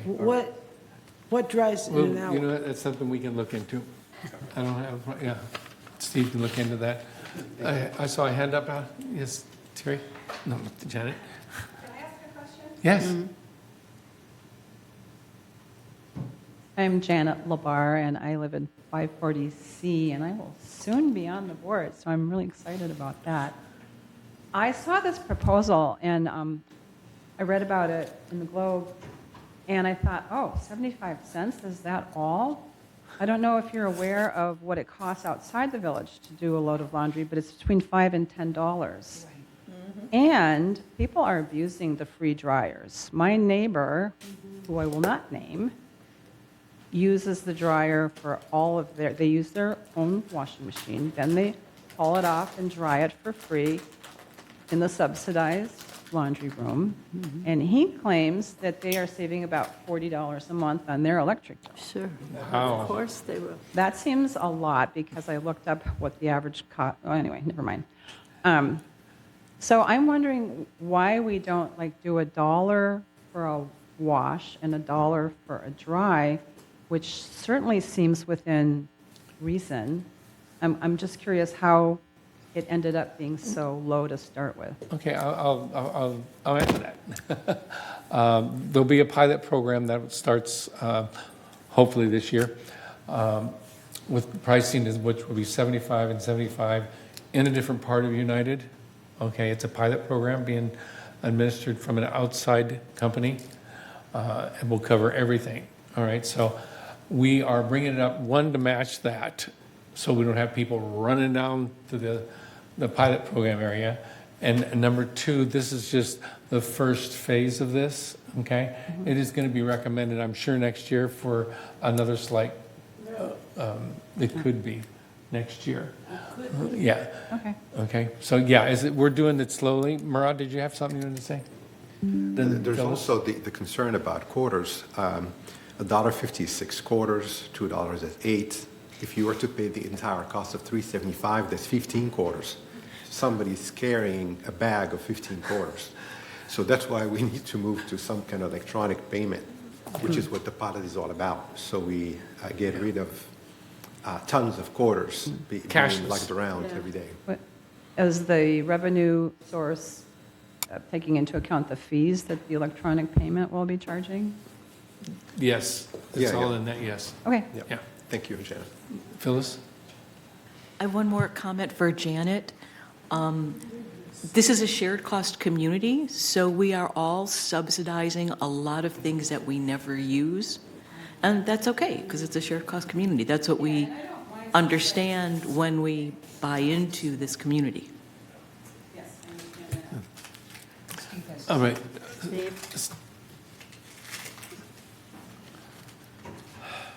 A follow-up comment with regards to the reason why we can't just tomorrow begin charging for the dryers is it requires a mechanism to accept the corners. So, and currently the dryers is just a standalone dryer with no mechanism to collect money. So as part of the pilot program, if it is effective and the board decides to apply it across all of United, then you'll have that new washers, new dryers will come in and you'll have that ability. But at the moment, without a large capital outlay to buy new dryers with the componentry, that's our limitation. All right. Whatever corners are. As the world turns, a year ago or 2 years ago, we had a board member who insisted that we we have a penalty on the people who had washers and dryers. You know, that they should have to pay a user's fee, so that they should, because they're getting free water from us. So, you know, you're never going to please everybody, and it's like that is a shared cost. So we get complaints on both sides. All right. One more question. Yeah, just in response to Sue, we may be using water, but we're also using our own electricity. And so that, you know, based on a number of issues, that takes care of, you know, crisscrosses it. And I do use the laundry room for, you know, my bulky things. And I think it should be a lot higher. And I think we should be charged to use the electricity. Okay. And I would. All right, we're going to vote on this resolution? What is the resolution? Is Maggie going to be? Maggie, we read that? Yeah, we read it. In the Yeah, motion, Okay, right, yes. All right. Kathy seconded. We can vote. right, yeah, Okay. you guys should be able to vote. Okay.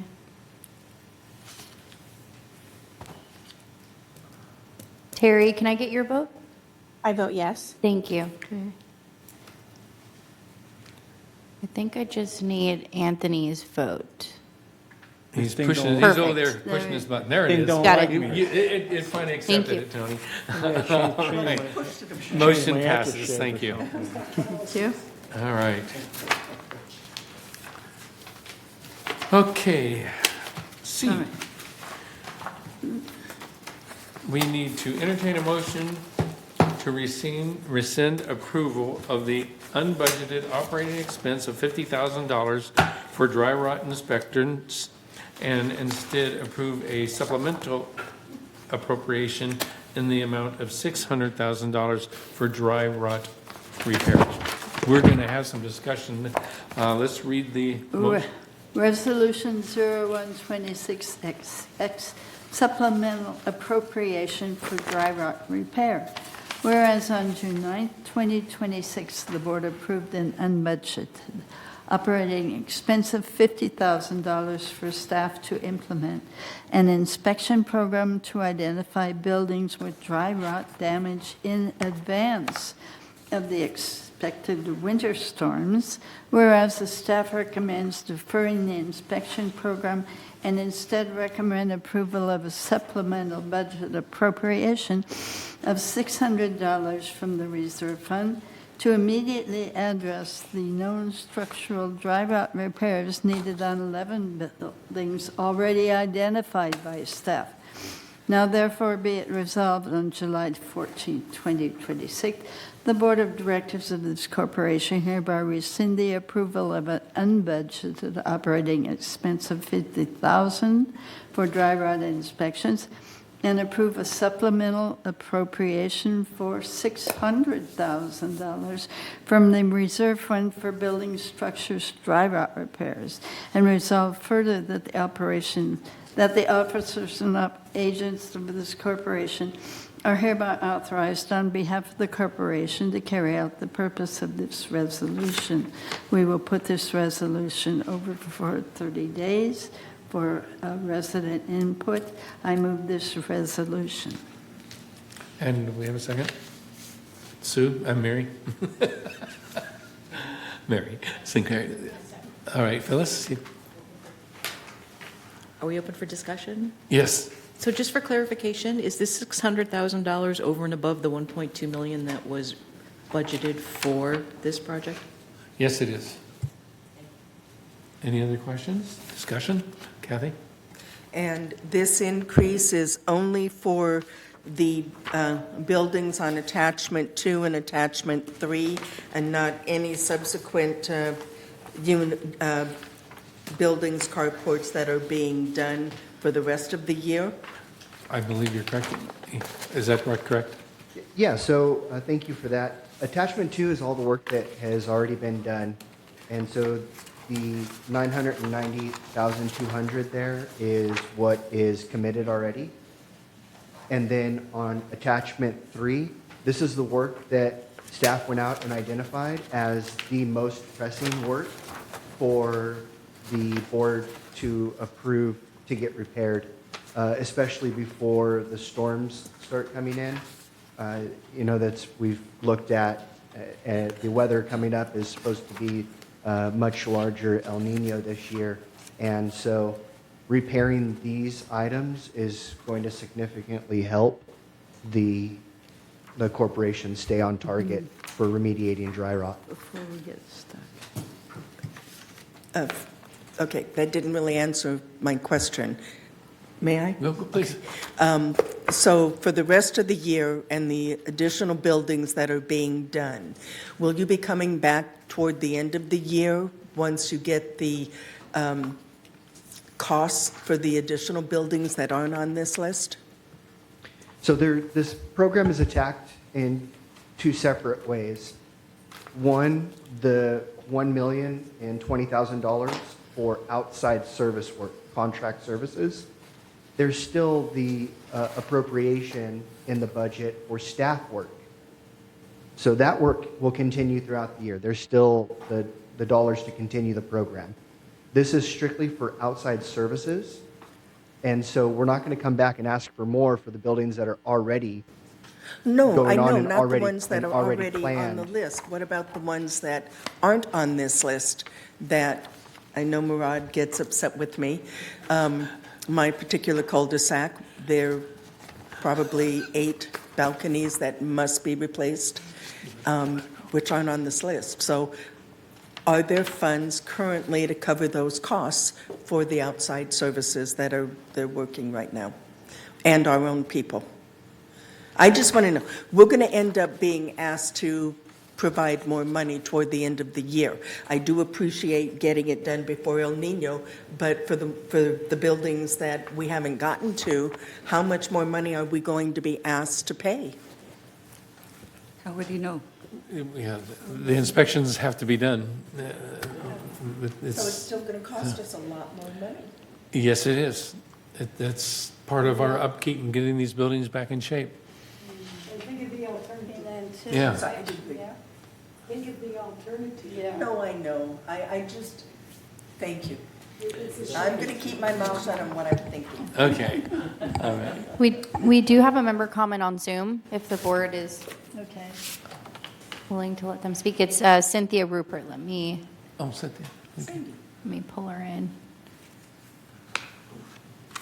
Good morning. Good morning, afternoon now, Cynthia. I guess. Sorry, I'm in a doctor's office. I don't want to speak softly, but I have a question. It's very similar to what's going around. I understand the $600,000 is to take care of the ones that currently need to be corrected before, hopefully, El Nino hits. Is that correct? And if that is correct, and we're not doing the inspections, or are we going to continue to do the inspections into the other buildings that have not been accessed so far? And if so, what is that continued inspection going to cost? Okay. So, if I may, I think she's asking if we're going to now stop inspections or if we're going to continue inspecting buildings. The answer is we constantly inspect all year long. We're inspecting buildings. Every time we go out to a building, we look at it. We ensure that everything is looking good. And if it's not, it's notated and put on the list for repair. And depending on the severity is where it gets put on that list. That's for off-program stuff. On program, we have that list of buildings. We continue with that list of buildings. That is the 15-year plan. And this is all off-program work that we're talking about here, not on-program work. So we go forward, the inspections go forward. Right now, we need to get these 11 buildings done. That's what this is saying. Okay, anybody? We're good? Do we need to vote electronically? Okay, here we go.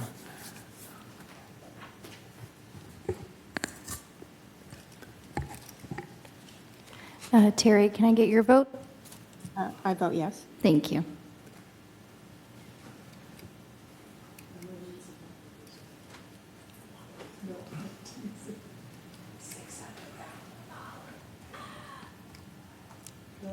I think we need Kathy. There we go.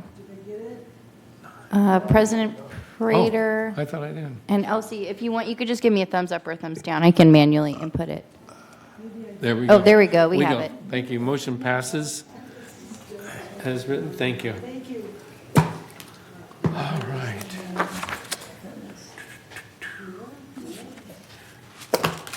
Now we're going to work on some fun things. That was real fun. No. And you can't talk, Elsie. Yeah. All right. Somebody entertain a motion to... I'll make a motion. Oh, let me read it first.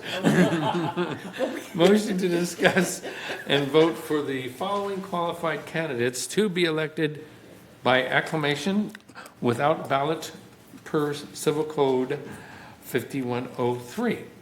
Does anybody need an explanation of this? Good. Resolution. Read the resolution. 0126XX, we don't want to do anything. Discuss and vote the following qualified candidates to be elected by acclamation without balloting per Civil Code 5103. Whereas under California Civil Code 5103, because 4 qualified candidates were nominated for 4 available board positions by the close of the nomination committee, the association may, but is not required to, declare the candidates elected by acclamation without conducting a secret ballot election, provided all statutory requirements are satisfied. Whereas pursuant to membership election and voting policy, election by acclamation, the Board of Directors may declare the qualified candidates elected by acclamation at a duly noticed meeting. That would be this.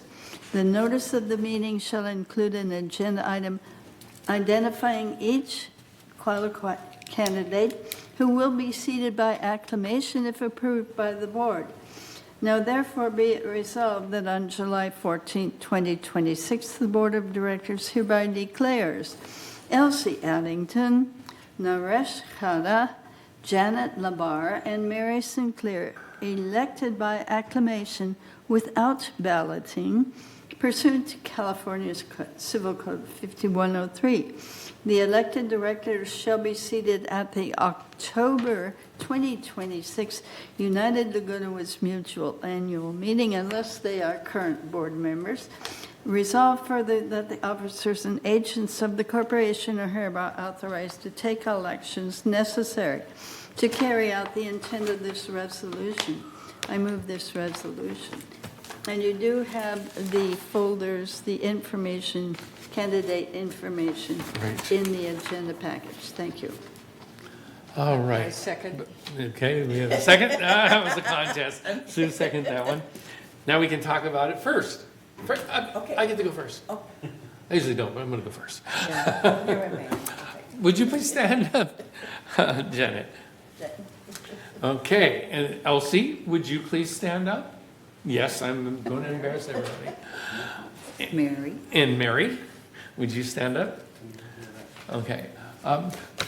Naresh was here, but he left. I think he had an appointment, so I would like to thank all four of you, and the three here standing up, for getting your applications in and going through this process, and luckily it's going to be a short process this time.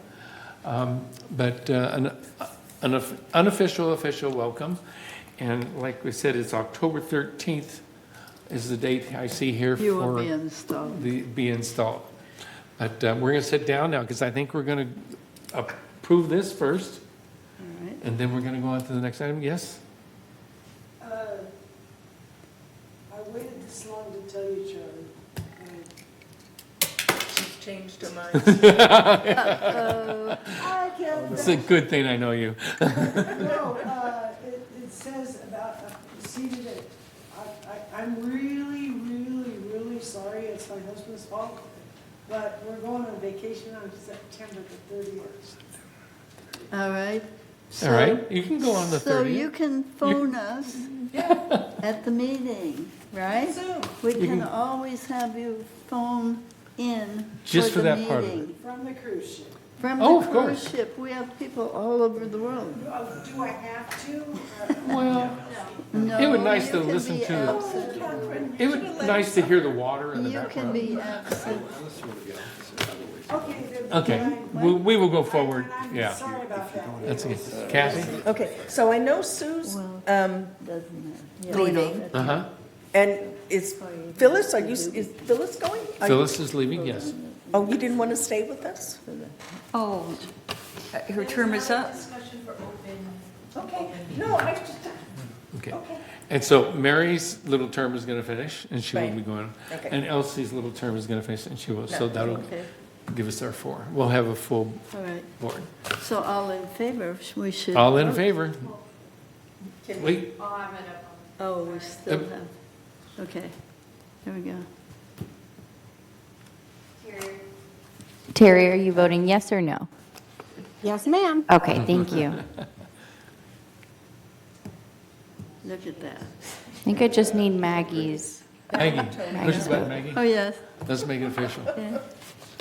No, I have. Look at that. Not a question inside. We are. It passes. Thank you. 11-0. Mr. President? Oh, yes. Yes, yay, we're so excited to have you. Yes. At our But town we- hall meeting on Friday, they really requested that, they totally understand that we have 4 seats and 4 people who applied, and so that makes it not necessary to have this election. But what they really wanted was to have information about you.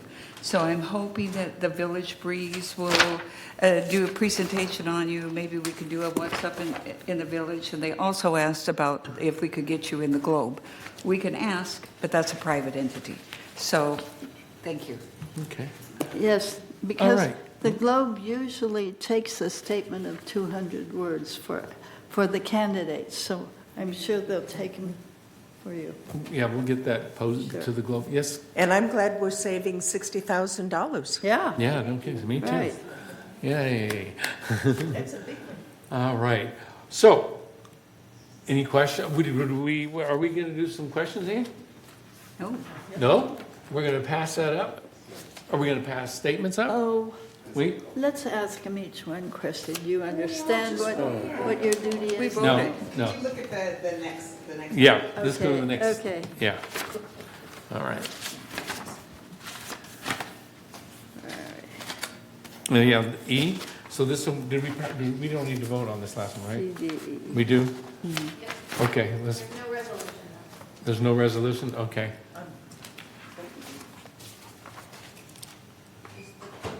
The board can discuss whether you deem it necessary to hold a meet the candidates meeting Oh, okay, we're on E? I'm sorry, we're on E, okay. So we need a motion to discuss and consider proceeding with a Meet the Candidates event. Susan? I would move that we have a Meet the Candidates event, because then it's on television. And then they can just talk about who they are and what they've done and what they hope to accomplish. It gives our residents the opportunity to see people, recognize people, and know what they want to do. So I would move that we do hold that. Okay. Obviously, they have been endorsed, they're on the board, but it's a meet and greet. It's a meet and greet. I second. Okay, any discussion? It passes. No. No. No, it doesn't. No. We have to vote. Wait a minute, we have to vote? You have to vote. I think we need to vote. Yes. Anybody opposed? I have. Oh, you could vote on the screen if you'd like. Yeah, I know why you're opposing. And Mary opposes too. Well, we've just done it. I mean, Is vote. and so is Janet, and so is, I'll do a solo show. the rest. Yeah. We've all I'll just stand by done it. Elsie. I think it's a courtesy to the residents. Yes. I think that Yes. it Let is a them good know idea. who you are. Okay. Terry, can I get We your did that vote? For this time. I vote yes. Thank you. I think we need Mary's vote Oh, and then you have to vote again, yes. and Mag, there we go. Tim? We just need Mary's. Mary? Okay. You need to vote if you I want. mean, you don't have to show up, Elsie. You don't have to do it. There we go. They'll wonder who And you it are. passes. No, because you've been on before. They know. Okay?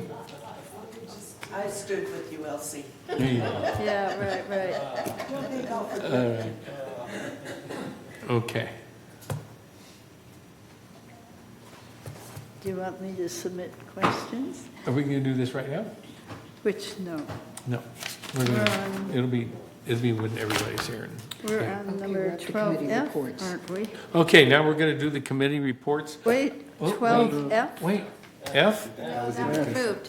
Didn't we move F? That was moved Yeah. to the consent calendar. Yeah, consent Okay, calendar. thank you. Okay. Good. All right, committee reports. Right now, you guys, since our time is really going by here, what I'm going to suggest is we hear the treasurer's report. Okay, and we're going to bypass the rest of them for this meeting. That's fine. But it's already 11:45. Right.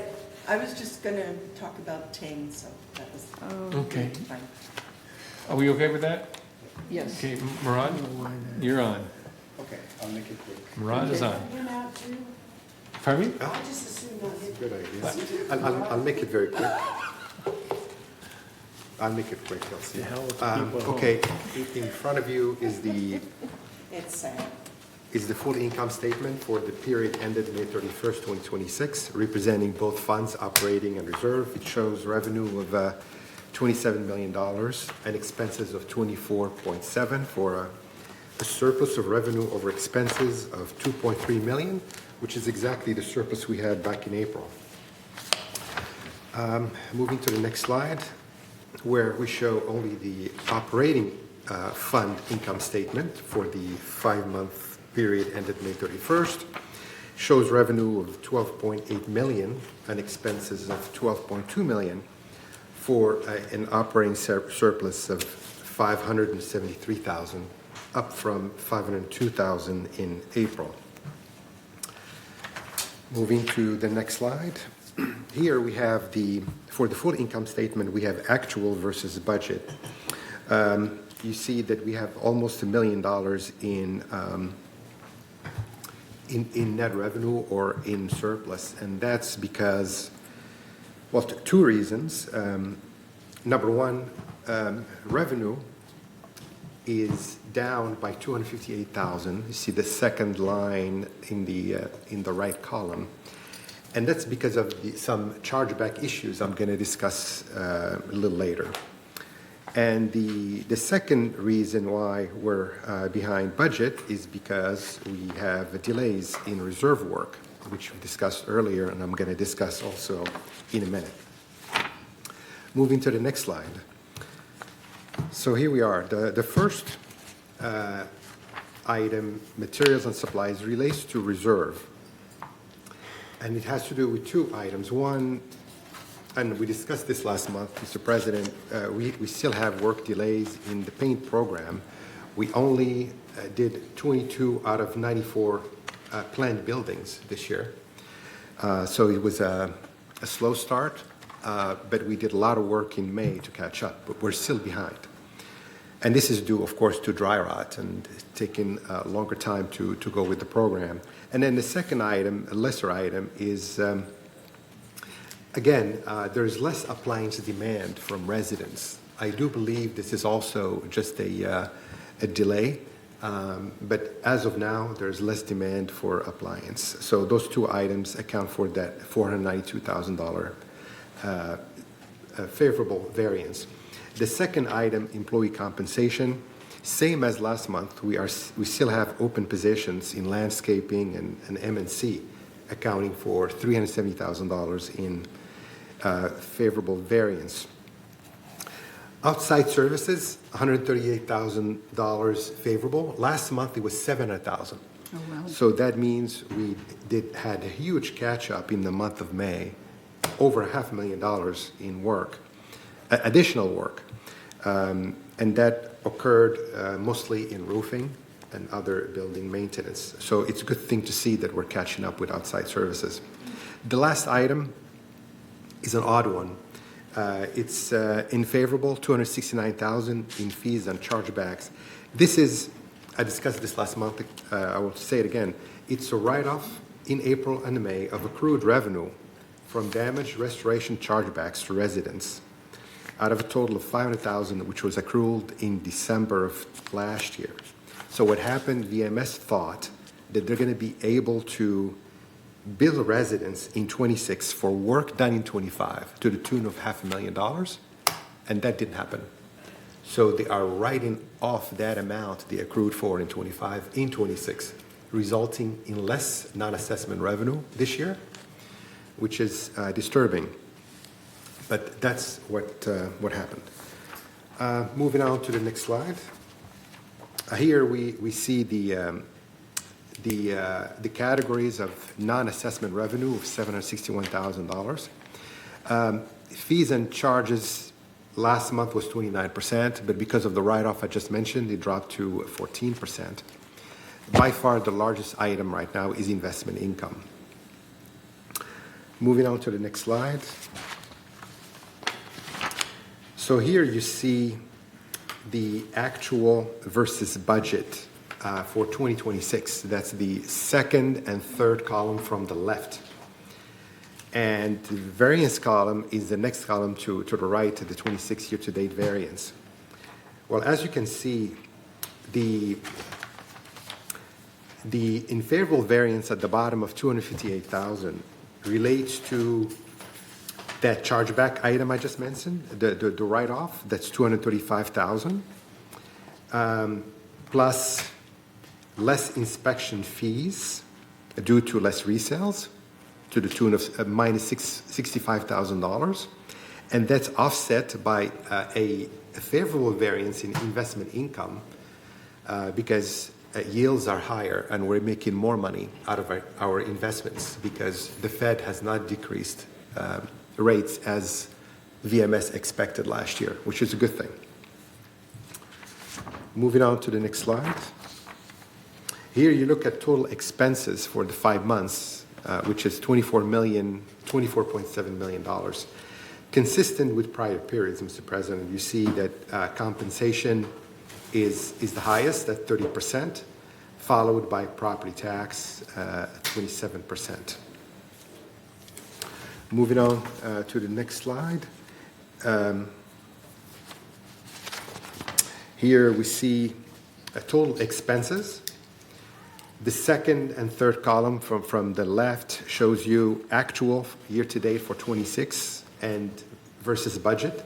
You see that we're behind budget by $1.3 million. And that has to do, again, with the delays in reserve work, which is accounted for by the 136,000 outside services and the 766 in other expenses. So that's about $900,000 behind in work, which we need to catch up with. And also the first item being the open positions in M&C and landscaping we talked about for 370. So the total is the 1.3 million. Moving on to the next slide. Here we look at our reserve and contingency funds. Reserve is up from 13.2 million at the beginning of the year to 14.8 million. And the contingency is up from 713,000 to 108,000. So good contributions to both funds. The expenditures are on the lower side, which accounts for some of the increase in the reserves. Once we catch up with the reserve work, this balance is expected to decrease. Moving on to the next slide. Again, when you look at the last item on the right, you see that for 26 we're at 15.6 million when you add both the reserve and contingency funds. So we continue to replenish our reserve and contingency funds to get back to that 17 million line, that black line, which is the average of our reserve funds over the last 5 years. So we're still below, but we're making good headway, as you can see, compared to 25. So we're making good progress to replenish our reserve funds. Next and last is resales. As you can see, the number of resales for the 5-month period in 26 is 116 resales, which is lower than 133, same 5 months last year, or the 5 months before that in 24. So we have a consistent decline in number of resales year over year, but at the same time, we have an increase in the average resale price. So that would tell you that, as I mentioned earlier, we don't have a demand issue. I think people are interested in coming to this community to see the value in the community. But I believe that we have more of a supply issue where we have not enough units available for sale. And that's what is resulting in this decline in the number of resales. On the other hand, the number of rentals is up year over year from 911 last year as of the end of May to 932 this year. So our rate of rentals is up from 14.4% last year to 14.7% this year. And that's my report, Mr. President. Thank you. Any comments? Yes, Phyllis? Murad, I have a couple questions about the slide you showed in your analysis of homes for sale here. And these are just simple yes or no questions. Have you talked to realtors who only deal in Laguna Woods Village? No, I have not. The reason Okay, and the other question is, have you looked on Realtor.com to see how many homes, these are just simple yes or no, to see how many homes are available and how long they've been out there? You mean on Realtor.com? Yeah, have you yourself looked out there to see no, I how have many not. homes? Okay, thank you. Yes, Elsie? Well, since we're on, I just wondered if you were, and I don't know,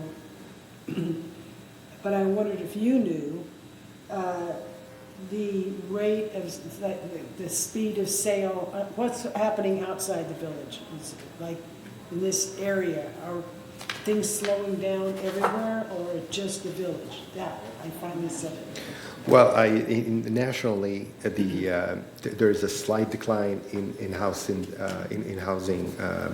sales. In Orange County, the decrease is about 12%. So there's a decline, though the property values are still up. Right. And we know the same thing in the village, just like what's happening outside the village in the county. The number of resales is down, but property values have not decreased. There is talk about these property values potentially declining if the 10-year yield is up and if mortgage rates do increase. but we're not impacted by mortgage rates, so I expect our property values to hold up. But it is unclear to me whether this trend we see in resales is going to continue or not.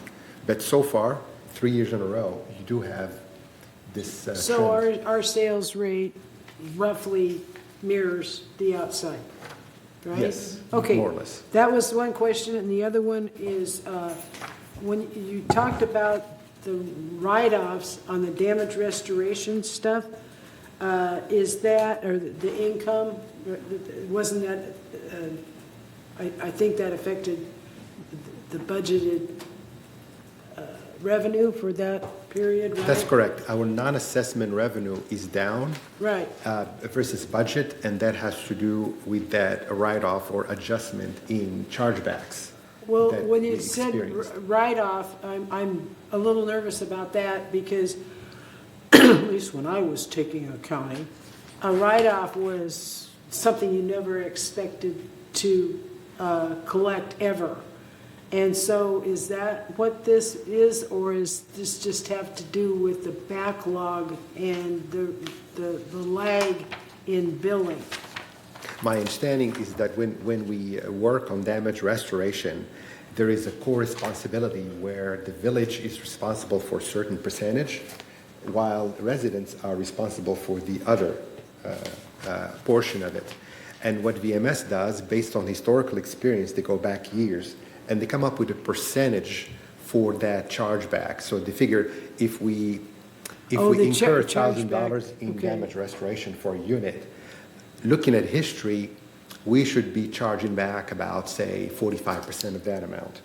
So, but they're not able to invoice it right away because maybe some hearings are still in process or some investigations need to. Okay, so the write-off is more or less an adjustment. They book an accrual at year end. Right. But not knowing exactly who is going to be charged for how much, but just based on history, they book it based on that experience they have. Right. And sometimes it ends up being correct, and some other times they're off. And in this particular instance, they were rather off. Okay, so it wasn't written off in terms of we're never going to collect that ever and ever and ever. It was because we miscalculated. So it was an adjustment. Steve is here, and he can provide some additional color as to how the accounting is done for this item. Thanks. Sure. My preference would be to not use the word write-off because it was never billed. So there's nothing written off. In fact, it's a change in estimate. You said it very plainly and clearly. We created an estimate at year end based upon history. So for every 100 properties that experience damage restoration, we bill an X dollar amount. So based on history. So having gone into the first part of the year, it's trending abnormally, inconsistent with history. So we changed our estimate to reflect that. So we lowered our revenue, and it's having a negative impact to the current year. So write-off tends to be a bad thing, right? So this is an adjustment. This is an adjustment. So the moment we book an estimate, we know we're not going to nail it to the penny. It's based upon historical experience. We do our best. It's the same procedure that we use every year, and it works. So next year, when we create our year-end accrual, we'll take into consideration the lower amount that we've had in the current year, and we will come up with a different percentage. Well, thank you both for that clarification. Okay. Any more questions for the treasurer report? Very good, thank you. All right, we are going to skip all the way to 15. We're going to skip the committees, right?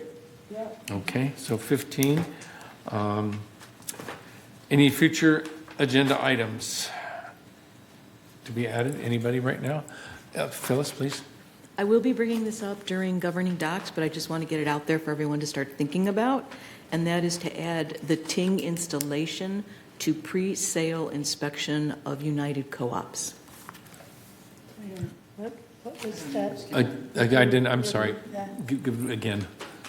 To add the Ting installation to the pre-sale inspection of United Co-ops. Okay, Had what inspection? pre-sale. Ting pre-sale inspection. So meaning that a unit cannot be sold if Ting is not installed in the unit. Is that correct? How we handle it in the pre-sale inspection will be up to, starting with the conversation in governing docs, but yes, to have a method of forcing someone to do the Ting installation before they sell their home. Okay. Oh, okay. Yeah, that way we can finish that off too. That's a good idea. Yeah, it is. Yeah, This is excellent. Very good idea. But Ting is not a united entity and a united program at all. That is a GRS program. So I don't see how we can control anything about that. I think we can. Yeah, I think we can, Maggie, because this is, they're doing the work for us in United. Yeah. Okay, and we need to close these out. They're doing the work for the village. Everyone, every unit. Yes, they are. Yes. Not specifically And we for represent United. And not separately for United. No, Tony was first. Oh, Tony, I didn't see your hand. Yes, I'd like to see if we can get staff to do some research and come back to us about selling. You know, if you go on Facebook, I see all the time on Facebook, Riata Glen down here. I mean, you're spending hundreds of thousands of dollars putting their name out there. And I heard somebody here earlier talking about what they call marketing, and I call it sales. I'd like to see if staff can get back to us with some ideas, if you know, because there would be some money, and it can't be one or two directors. It has to be a concerted effort, a program of some kind. So I'd like to see if staff can come back to us at some point with their opinion on it.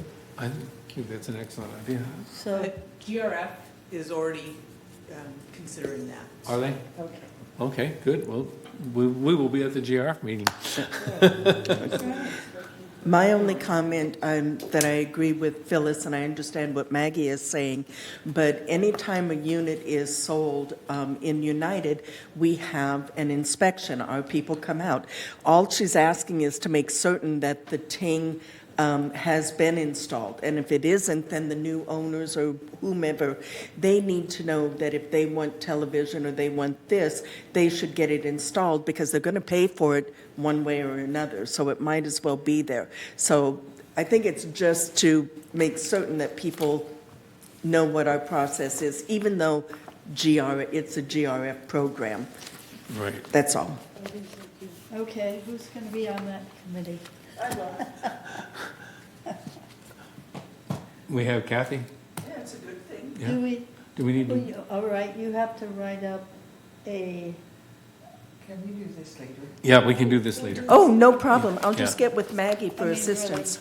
yeah, right. I think, I don't think that United wants to be responsible in any way for any of the Ting business, either way. But Ting It is needs to not finish their our contract. This is going to help. responsibility. It is not our cost, it's not our program. Mr. Rader has a comment. I'm going to let him speak. It's not a matter who does the work. It's a matter of every one of the units in United and also in GRF has to have that installation. So I think her idea is excellent. Before a manor can be sold, the thing has to be in place. It's not a matter who's doing it. It's a matter of what we're offering as United and as GRF to incoming residents, both DirecTV and internet. And they're going to be paying for it. Did we get over here covered? Okay. Yeah, it Who was me. first? Yeah, it was me and then Okay. Maggie. I just want to say that the internet is a utility, just like water or electricity. Mhm. And you're not going to sell a unit without having all utilities in. If you didn't have water, you wouldn't sell it. So by the same token, Phyllis is right. So you need to have all utilities in that unit before it gets sold, and that includes internet. And that's it. Thanks. Maggie? Just thinking of duplication of staff activities. United, you have a ting inspector for GRF, and you have a ting inspector report for United. This is duplication. We don't have any business with it. We don't have any responsibility for it. If the members come into our place and yell about ting, we simply say, go to GRF, because they are handling the entire program. I don't think it's our business, frankly. I think what they're saying is we do have, Manor Alterations does do inspections. They're just adding this onto their list of inspections of everything else that they do when they inspect. Yeah. It's probably just adding one more One more line line on their on the- inspection list. On the checklist. No additional work for anybody? Right. No. Okay. Elsie? I just wanted to mention to Maggie, I hear you, what you're saying, but then what do you say to the buyer? Too bad, so sad, you can't watch your TV and you can't have any internet? So we're gonna give you a $10,000 discount on this house? No, we can't. So I think it's up to, and I think it's up to the seller or the seller's estate to cover all of that, because they're the ones that didn't put in ting in the first place. Well, there's no cost to the seller or to the buyer. Right. Even No. in 2000. No, there's no cost to them. In 2027, 2028, there'll be a cost. Yeah. Ting only covers it through December talking about in the 2027. Mr. President, why are we debating this at this point in time? Let's put it on the future agenda. Yeah, and then, may I be? Yes. For a future agenda item, at our town hall meeting, people wanted an update on the WASH program. Right. Can we provide an update at the next board meeting as to where we are, so that they can? I think we can. Okay. The WASH program, the pilot? Yeah, okay. Yeah. Okay. Yeah. All right. We're done with that? Okay. Director's comments. Let's go to director's comments. Good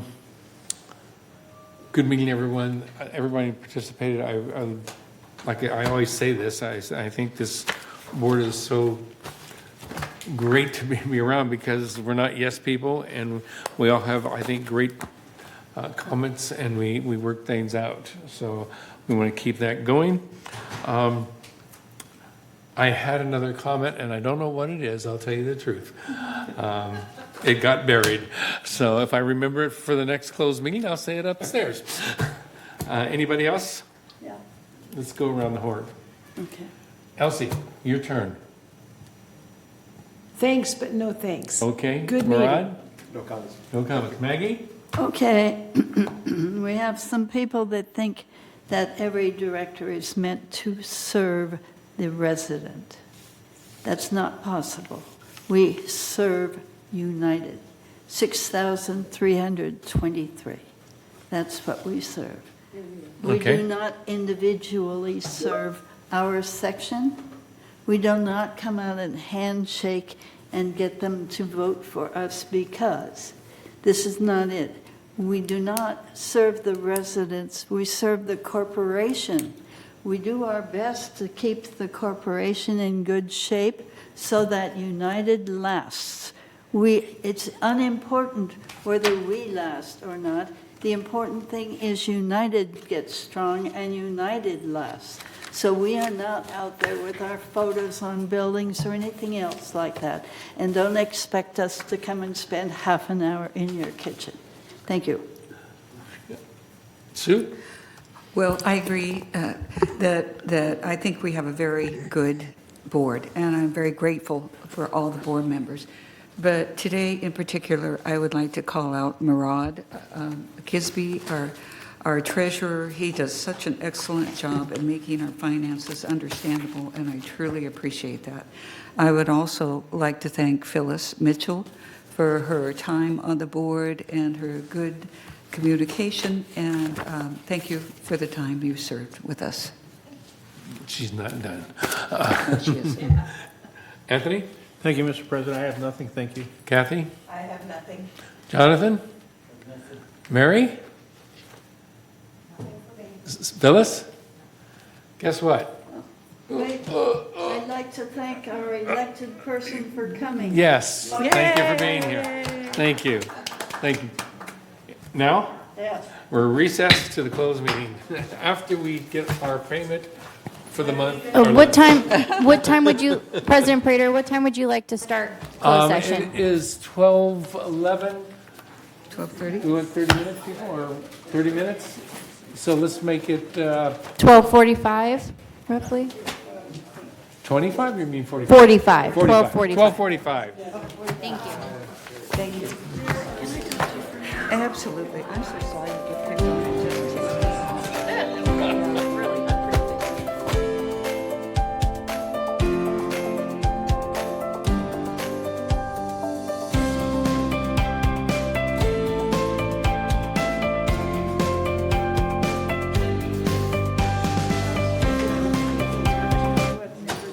Yeah. Yeah. And then they decide they're going to do this. Yeah.